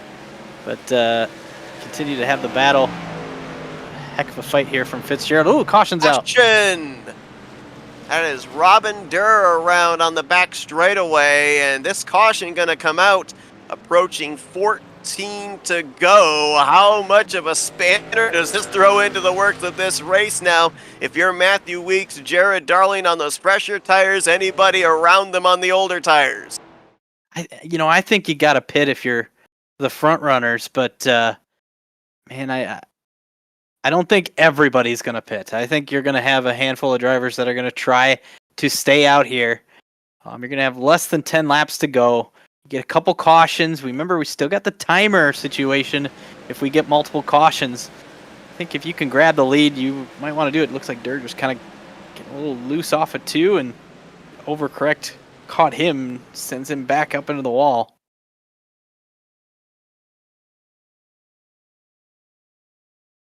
Now is the big question, to pit or not to pit. Like Madalinas is coming in, as is Gavin Fitzgerald, Trent Curtis, but a few drivers electing to stay out, including the race leader, Christian Peterson. You thought the restarts were fun at the beginning of the race, just wait. Counting 7 trucks on the lead lap that are going to stay out here. Christian Peterson, Matthew Weeks, and Jared Darling are all kind of on different strategies as far as this last run. Peterson hasn't pitted since lap 104, Weeks 127, Jared Darling 134. I like the spot Jared Darling's in here now. You think like a little bit fresher tires. It seemed like that was working for him. Does he have a chance here? I wonder how aggressive Matthew Weeks could be. Is he going for the win? Is he going for the good finish? Meanwhile, you got King Cott, who also pitted just on the last lap with Darling. Senzi, who's been out there for a while on these older tires, that's stayed out. And then Madalinas, can he drive his way back up through the field on these fresh tires? It's going to be wild to see. It looks like Madalinas maybe even lost some ground on the pit road. We'll have to see how it cycles through here. Looks like no, Madalina's going to restart 8th. The first driver with tires here from this yellow. I don't think the numbers worked out the way that Madalinas was hoping. I think he was hoping there was going to be a even number of drivers ahead of him, so that way he had the easier access to the apron into turn 1. He's actually going to be on the outside of row number 4 with fresh tires, and we've seen him be the most committed to that line the entire race. You gotta think that that's going to be option number 1 for him to try and get by a lot of these drivers that elected to stay out. We're going to be at 11 laps to go. Christian Peterson, he's got 4 victories this season. Matthew Weeks has 3. Jared Darling still looking for his first. Playoff drivers in the top 3 as we go back. Green flag racing. Weeks did not get going. Stacked up that outside line. Oh, the King Cut's going to get clipped. He saved it. Nice save. Even Kressel got a little bit high. That's going to... Madalinas had to go all the way around there. Oh, Gavin Fitzgerald around. Yep, single car around here up at turn 2. Caution's going to wave once again. A great run here tonight for Gavin Fitzgerald, but he's going to give up all that track position with a loop off the second corner.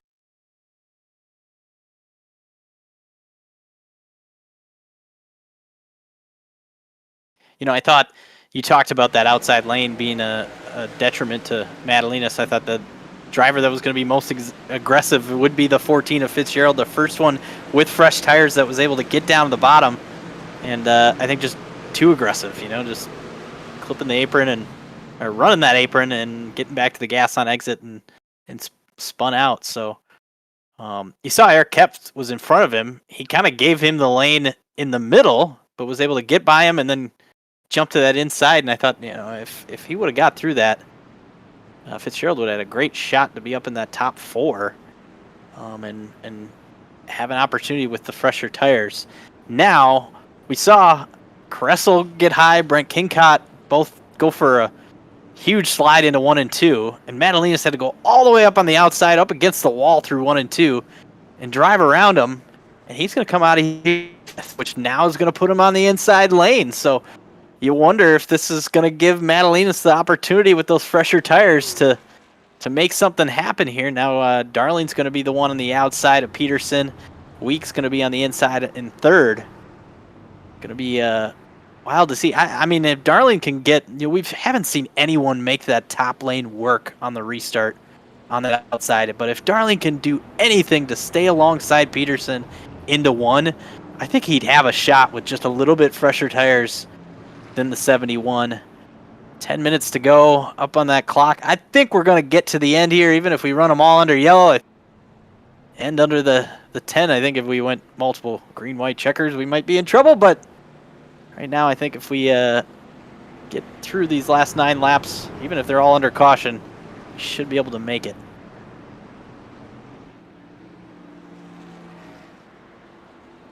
I believe under these past 2 cautions, Cy Jackson got the free pass. He is the only driver running out there that's off the lead lap.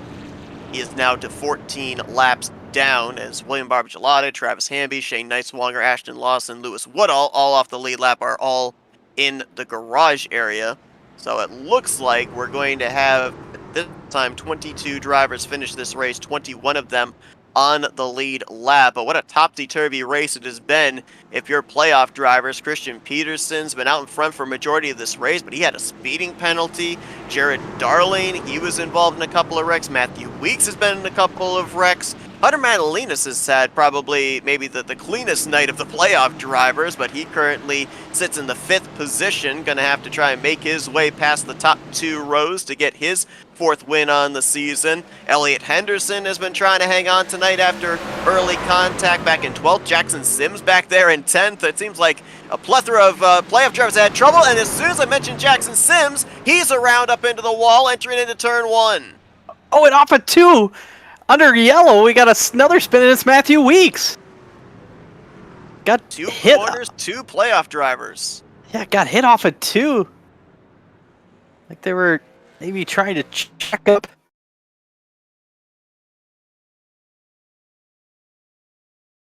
Wow, this is going to really mix up the playoff standings. I thought maybe after all the chaos that we had tonight, could these drivers that entered the race up near the top 3 in the standings, Weeks, Sims, we thought maybe they'd be able to survive this and get through it, and then both involved here. See Sims first, what happened? And Elliott Henderson. So it looks like for Henderson, he was going to go to the inside of Sims, but then he had Matthew Durr to his inside. 4-wide situation, had to give room to the 18 as he turns up to give that space. He's into the left rear of the 6. This is after the caution came out. Looks like Duda was trying to slide in between Madalenas and Weeks there. You don't know when the yellow hit, if you're in the middle of gassing it up off of 2 right as the yellow comes out, or if there was an opportunity to slow down and just missed it. But obviously being aggressive, all these drivers trying to get what they can here at the end, but that's going to... Matthew Weeks is trying to see where he's at. He's in 19th right now, so he lost all of his positions there. We saw Matthew Weeks able to fight his way back up into the top 5 after early issues. Jackson Sims had a consistent night all evening, and we kind of mentioned back when Weeks and Darling and Henderson all had their problems that obviously you give up track position, but you had a whole rest of the race still to work with to be able to try and get back all those positions or try to salvage something. Now for the playoff drivers that have been involved in these later incidents, as we are at 4 laps to go, there's no time. You've got to maybe hope for another restart of attrition, a bunch of drivers get collected up, and you can maybe pick spots up off the misfortunes of others. But consider that the 2 drivers that we saw around there on that restart, Jackson Sims and Hunter Madalenas, 1st and 2nd in the playoff points coming into tonight. This restart now, I'm kind of surprised, but maybe understanding Christian Peterson's going to take the outside lane here. And maybe he feels, I think Madalinas is going to try to make this 3 wide entering turn 1. Maybe he feels the 1 and the 7 are going to be going for the same real estate down on the bottom. He can get away. He's got his teammate behind him, but and that top lane just hasn't been going. We'll see what it does on this restart. See if this is a race-winning move for Peterson. Great launch. Jared Duda right there with him. And now it looks like maybe to your point, we could go 3 wide for second. Here comes Madalinas right down on the apron, darling up into Duda as Peterson has all 3 trucks cleared off of 2. We got 1 riding the wall back there. That is Hunter Brittle in the 10. I don't see a caution yet. Me either. Maybe not on the racetrack. I guess up against the wall. Peterson leads off of 4. He's getting away here. I think it's going to be tough for Duda and Madalinas battling for second. That was almost Zane Smith-esque from Kansas here this past weekend of what we just saw there for Hunter Brittle. Christian Peterson down the backstretch has a 3-car length lead over Duda and Madalinas battling for second. Madalinas going to go up the track. I think he's going to save it. But a caution's out. I think James Shiflett stopped on the backstretch. We're going to go to overtime. Yep, we did not make it to the white flag, so now we're headed into overtime here. A number of those drivers that came to pit road that might have been close on fuel, going to be very happy they did so. They'll probably have enough to be able to make it in this potential overtime attempts. Christian Peterson, though, currently sitting at about 63, 64 laps. Is he in the window still to be able to make it the rest of the way on these multiple overtimes? I think so. I think, just with the run of cautions, definitely saving enough to make it here. We're having technical issues with the broadcast, but we're going to get you to the end here. Might even be a little radio style. I don't know, Seth, how much experience you have with the radio style of broadcasting, but we have to bring this potential green-white checker here with Peterson out front and see what if he can hold him off. We also got the timer situation now.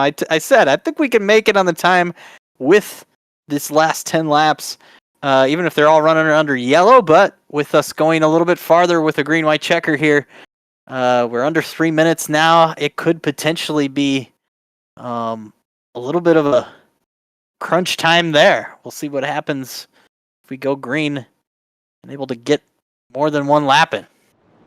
So now the question here for Christian Peterson, we saw him be able to get that launch on the outside line, though granted he had a teammate with him. Decision time. If you're the 71, what line are you taking now? I think that the reason why he went to the outside lane was probably just knowing that Madalinas had the freshest tires, and he didn't want Madalinas to be the one to get the good restart from behind him. So I think he'll take the outside again, put teammate Duda on the inside, so that way Madalinas basically has to wait for Duda to go. Duda, of course, maybe looking like he's going to stick to the inside. I don't know. I guess Christian Peterson, that's why he's been able to win all these races this year and contend tonight. He's making the decision to be on the inside. I think we're going to get down to about a minute 15 to go. I think we're going to be able to, when we go green, I think we're going to make it. It's about 30 seconds a lap, but I would say we're only getting 1 green-white checker.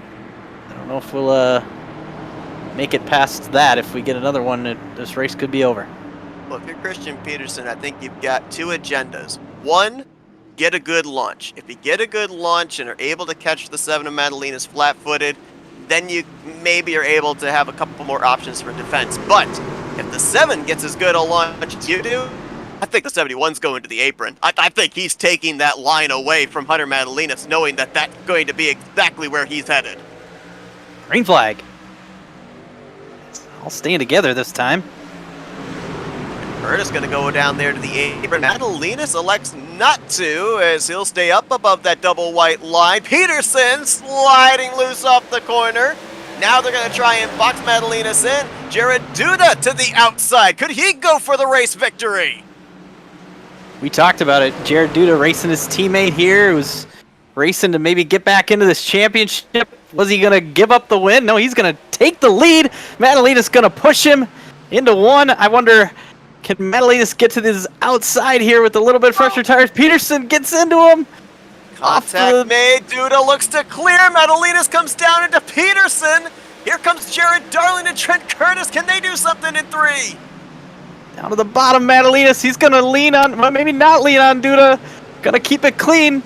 Now they hit each other. Made gets him into the wall. Here comes Trent Curtis looking low. Madalinas is going to win this race as he'll bring him to the line 4 wide for second.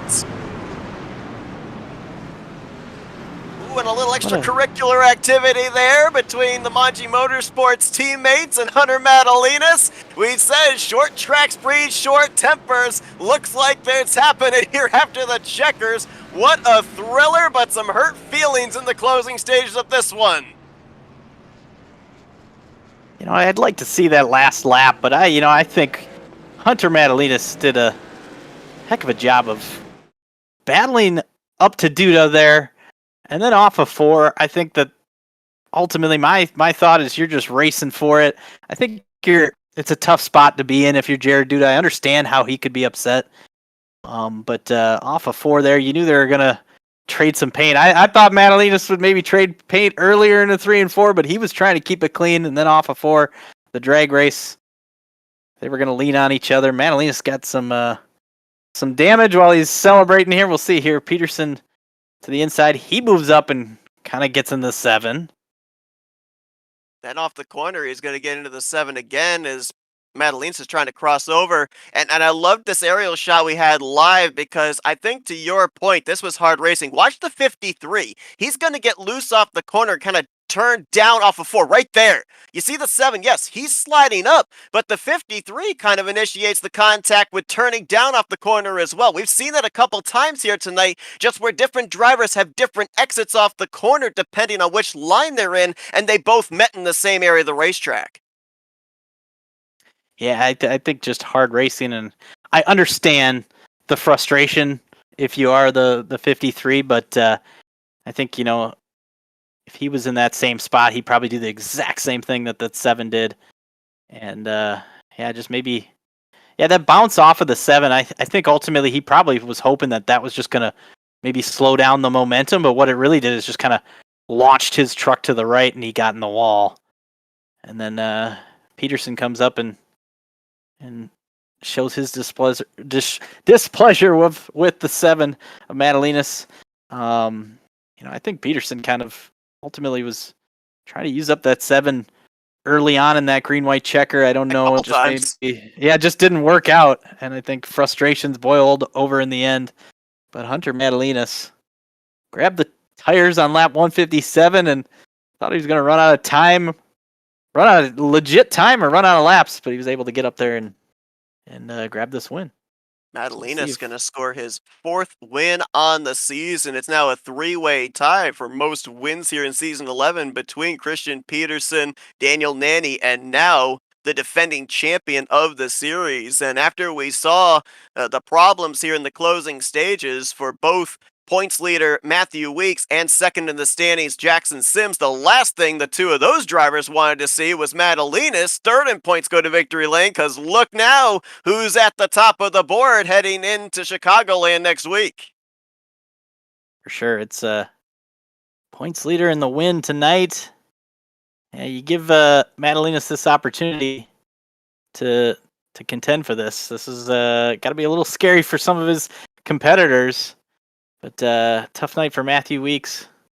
See if we can grab Hunter and see if you get a chance to chat with our winner. Hunter, it's the guys up here in the split-second broadcast booth. You got a copy? Yeah, I got a copy.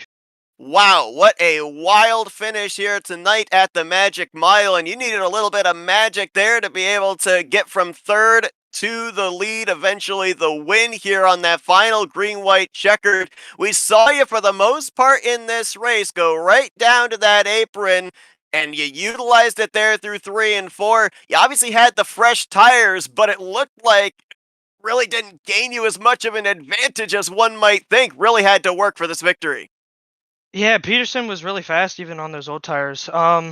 Yeah, I the first run of the race, I qualified 13th, didn't qualify all that well.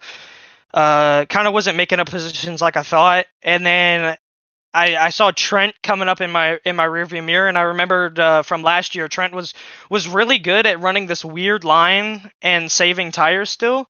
So I saw him again running, an offline to what everyone else was, and I waited, let him pass me, and then I kind of just sat behind him, learned the line, and it just worked for me most of the race. We had that really long run that I got up into the lead and was able to drive like 6 seconds ahead.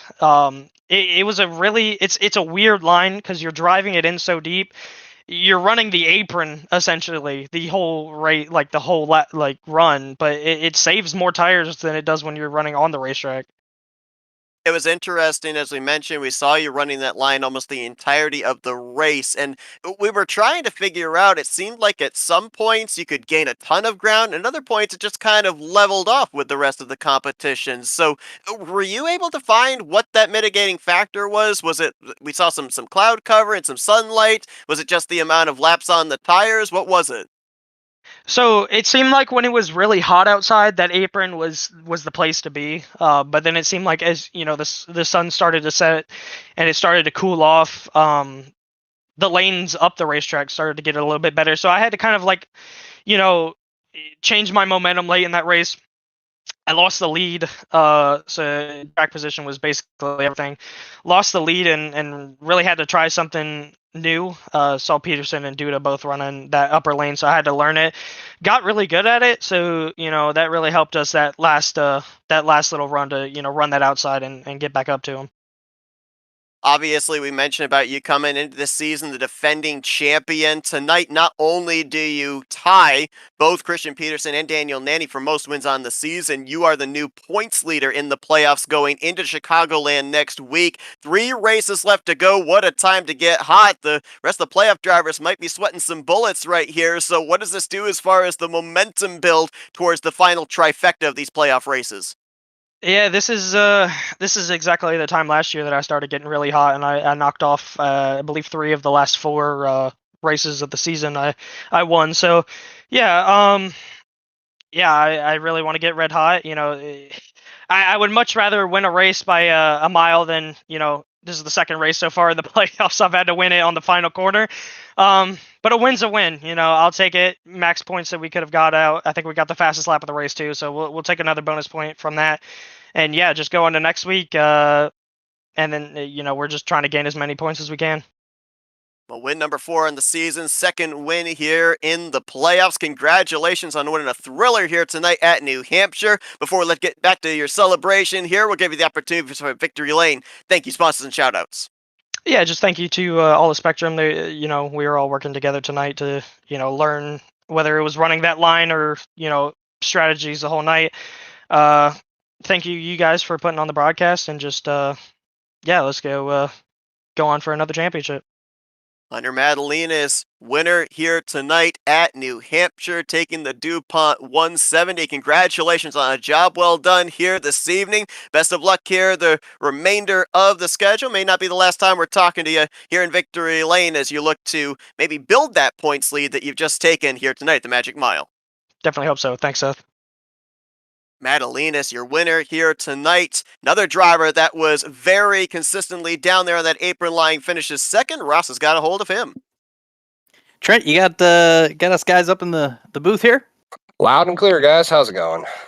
Doing good. We've seen a handful of starts from you this season. Obviously, doing some real life racing as well. But you had that yellow truck, the 51. We love the split second broadcasting logos on it. The working that bottom lane, we talked to Hunter Madalena.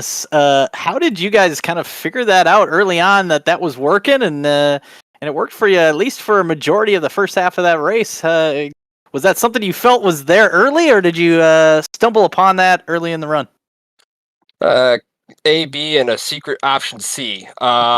I qualified like crap, and I was kind of rolling the bottom, just trying to go everywhere they weren't, and I was trying to roll the bottom a little bit, and secret advisor Mike McConville got on the horn and said, "Hey, are you running the apron?" I said, "No, I'm not running the apron." He said, "Run the apron." I put down the apron. I was like, "Oh, this stuck." And honestly, it was going really good right up until I think I know Hunter found it. I think a whole bunch of guys started running it right after. Like I feel like once one guy did it, they all keyed up to their friends like, "Hey, run the apron," and kind of rubbered in. It wasn't as good. I felt in 1 and 2, 3 and 4 it was still all right, because one and 2 you had the wall there, and really the optimal line is you want to put your right sides right on the paint, and it's like maybe a truck length between that wall and that white line, so you're kind of flirting with disaster there, and it kind of wore off in the middle of the race. That the top, I was not expecting the very very top to come in like it did, and I'd run the bomb so much that truck really didn't like the top, so those cautions at the end was able to put new set tires. I was able to kind of navigate a little better.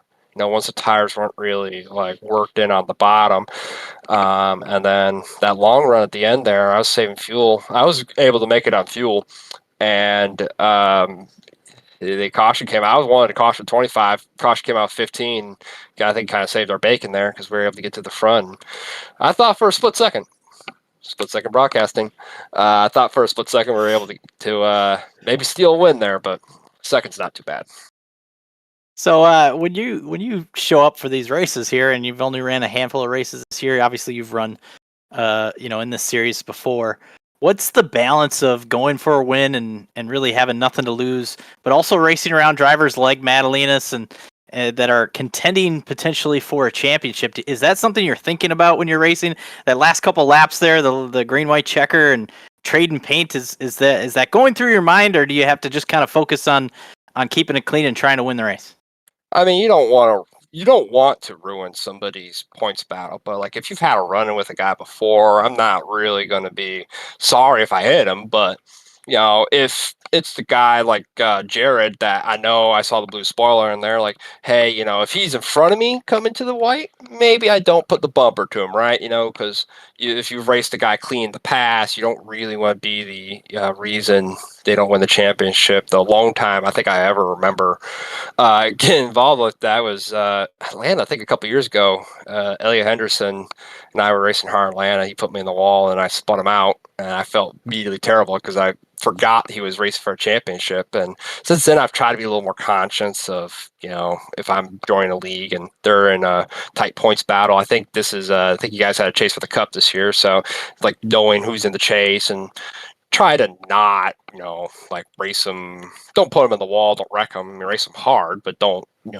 ruin their day, kind of thing. So, just to find balance, between, hard racing and stupidity.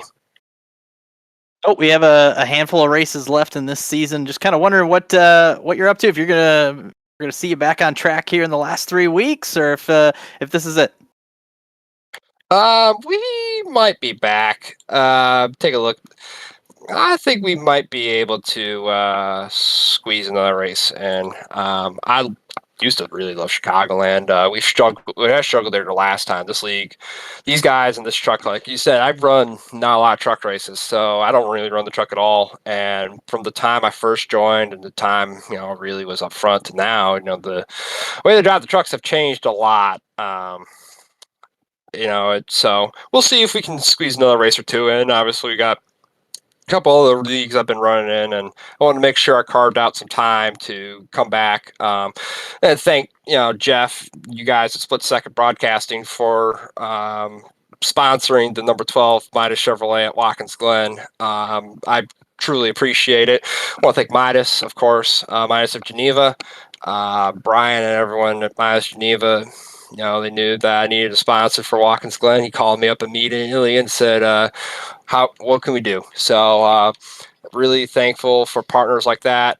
Obviously, this isn't the design. We kind of had to throw a backup, get the backup wrap out because it ended up being kind of last minute to run this race. But again, just really want to thank everybody at Split Second Broadcasting for coming together, sponsoring the car. I genuinely appreciate it. I wanted to show my appreciation and coming out to at least one more Great Lakes race this year. Well, you were even ahead of me on the thank yous and the shout outs. You got it down. So we're gonna thank you, Trent, for yeah, for sure. We're gonna thank you, Trent, for showing up tonight and putting on the show, coming home second, and hope to chat with you down the road. And appreciate you stopping by. Absolutely, thank you guys. Go Bills. Trent Curtis bringing it home second. One of two non-playoff drivers to finish in the podium here tonight. Let's see if we can get a hold of our third place finisher, Jared Dudas. The guy's up here in the split-second broadcast booth. You got us. Yeah, I got you. You guys got a copy of me? We do indeed. Man, I'll tell you what, we had a little bit of everything here tonight, but it certainly seemed like we were going to be in for a big fight feel in the closing stages, and we get that incredible green-white checkered so close to picking up your third win on the season, battling it out there with Curtis and Madalinas, your teammate Peterson there. What little more did you need to be able to be the first one back here to the start-finish line? Because it seemed like just about every lane had gotten rubbered in. There were a lot of options for a lot of drivers. Yeah, there was. I just want to start off by shooting an apology out to Weeks. I got into him and just was rolling center off when the yellow came out. And as soon as I got to the brakes, I lost the nose and just tagged him. After the yellow came out, really sucks. That's poor driving on my part, especially since he's racing for a championship. I'm not. I feel really bad, so I just want to shoot him an apology. I know it don't make up for where he finished, and that sucks. It's bad sight on me. Make sure to be better in the future, but just want to shout him out and apologize because that really sucked. Feel pretty bad about that. But as for the race, I mean, after that whole thing happened, we were sitting in the catbird seat, rolling good, had our teammate in front of us and rolled around him on the top on the newer tires. I didn't really have anything there at the end. So I decided to go get tires. It ended up being the right strategy. I just gave some shot and expected to be race clean, and I never did. It didn't happen off 4. I just got fenced. I kept washing up with it. I didn't want to completely block him and get punted, so I just kept washing up with him. Figured that after he ran me dirty twice that race already, that maybe he'd let me run it out clean to the line, and I just got fenced. There's nothing else to it. It just sucks, but still able to bring home a P3. We were definitely quick. I don't think we were better than the 71. The 71 was the best truck all day, but the strategy kind of helped. It just sucks that we couldn't finish the job. Saw a lot of drivers kind of move their way forward, fall back, whether it was maybe using up their tires on the long run, getting caught up in incidents. We saw a couple of drivers get speeding penalties. Your truck was stoutly up in the top 3 all night long. Execution on restarts, execution on pit road, being able to have a good short and long run truck. Obviously, we've seen the racetracks that you've been able to go to victory lane at, the racetracks that you've run well at. Seems like these lower banked, heavy braking short tracks seem to be your bread and butter. So coming into tonight, obviously, I would assume New Hampshire was another one you had circled to perform well at, and you were able to. Yeah, no, this is the first time I ran the truck in New Hampshire, so I'm pleased with the results. And I thought it was like you said, it's a grooved up track, really racy. It's really fun. You could race side by side for a while. You could make the pass happen if you were a little faster, and a little short track racing action too at the end. But yeah, no, I'm definitely excited for the upcoming ones. I know Iowa's a good one. We got Old Texas, and I forget where we're going next week. Maybe Chicagoland, but those are all tracks I'm looking forward to. So yeah, it'd be good. Like I said, we're not racing for a championship, and I guess maybe that'll play a benefit to how we race in the future. Trying to give guys benefit of the doubt, and that just doesn't get fed back to us. So we'll go head forward, try to win races. I do have to ask this as well. Obviously, we've documented non-playoff drivers have certainly been up here in the conversation with the playoff drivers. We saw the little extracurricular activity after the checkered flag with you and Madalinas, Peterson as well. Is there going to be like some conversation that'll go on here during the course of this week, try and hash this out when we get ready for Chicagoland, or does this translate now maybe into how you race a couple of the playoff drivers a little bit differently here in these final 3 races?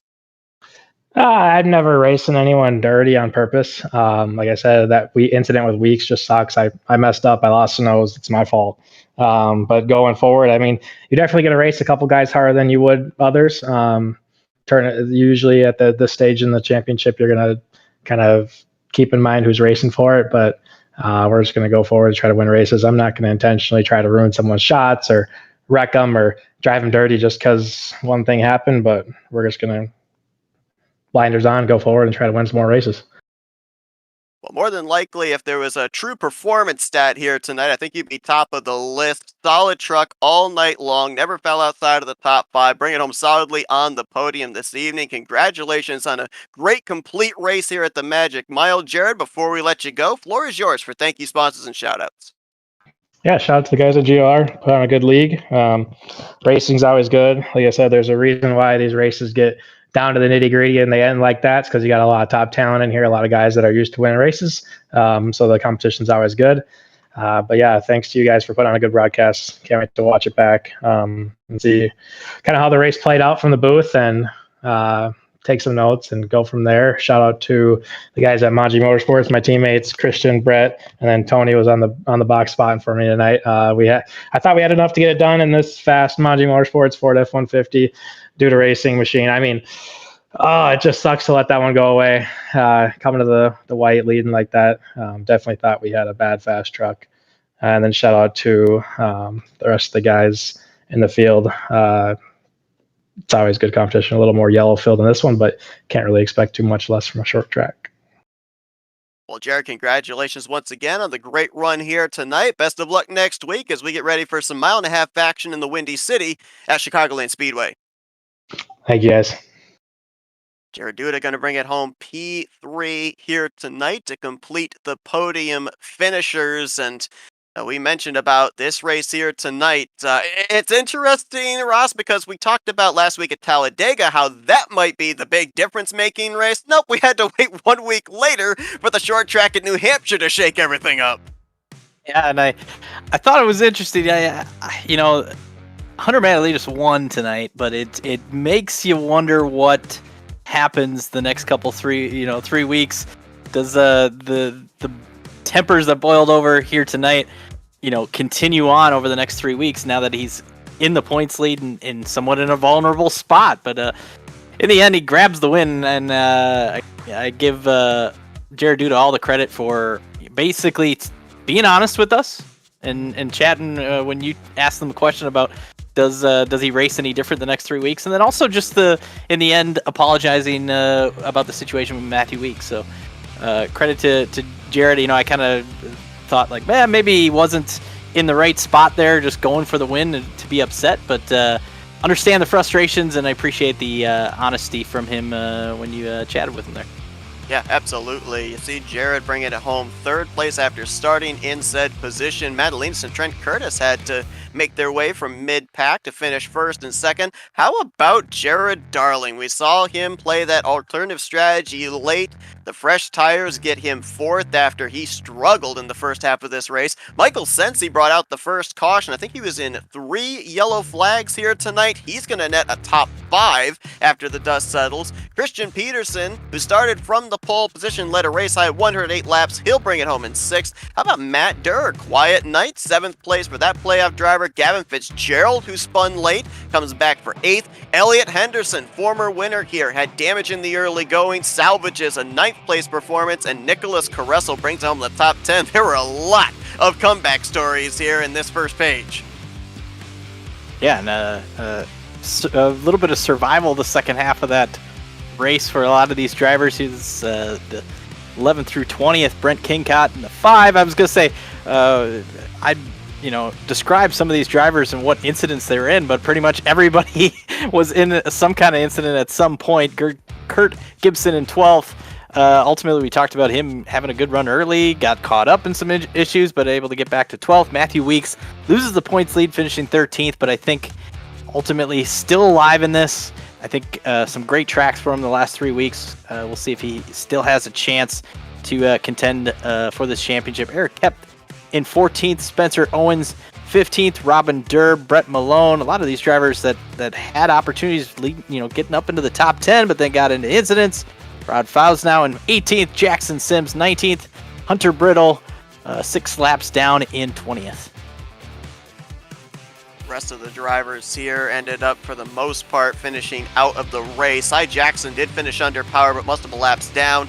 But Travis Hamby, James Shiflett, Will Barbage-Alata, Shane Neiswanger, Ashton Lawson, a couple of playoff drivers right there, and Lewis Woodall did not see the checkered flag with only 3 races remaining. This DNF for Ashton Lawson and the struggles tonight for Spencer Owens may put both those drivers mathematically now eliminated from winning this championship. We'll have to wait and find out. Speaking of those point standings, Matthew Weeks came in P1. He will leave as the one trying to chase the points lead down again. Only 3 points back. Elliot Henderson came into tonight 16 points back. He'll gain a point, still in third. Biggest loser going to be Jackson Sims after finishing outside of the top 15, pretty much a top 10 truck all night long. He will now find himself 20 points out in fourth. Matthew Durr still going to hang on to the 5th position. Nicewanger will lose a couple of spots down to 6th. Peterson moves up a spot to 7th, but then you see there, it might be too little too late here with 3 races left to go. 70 or more points back for Owens, Lawson, and Jared Darling.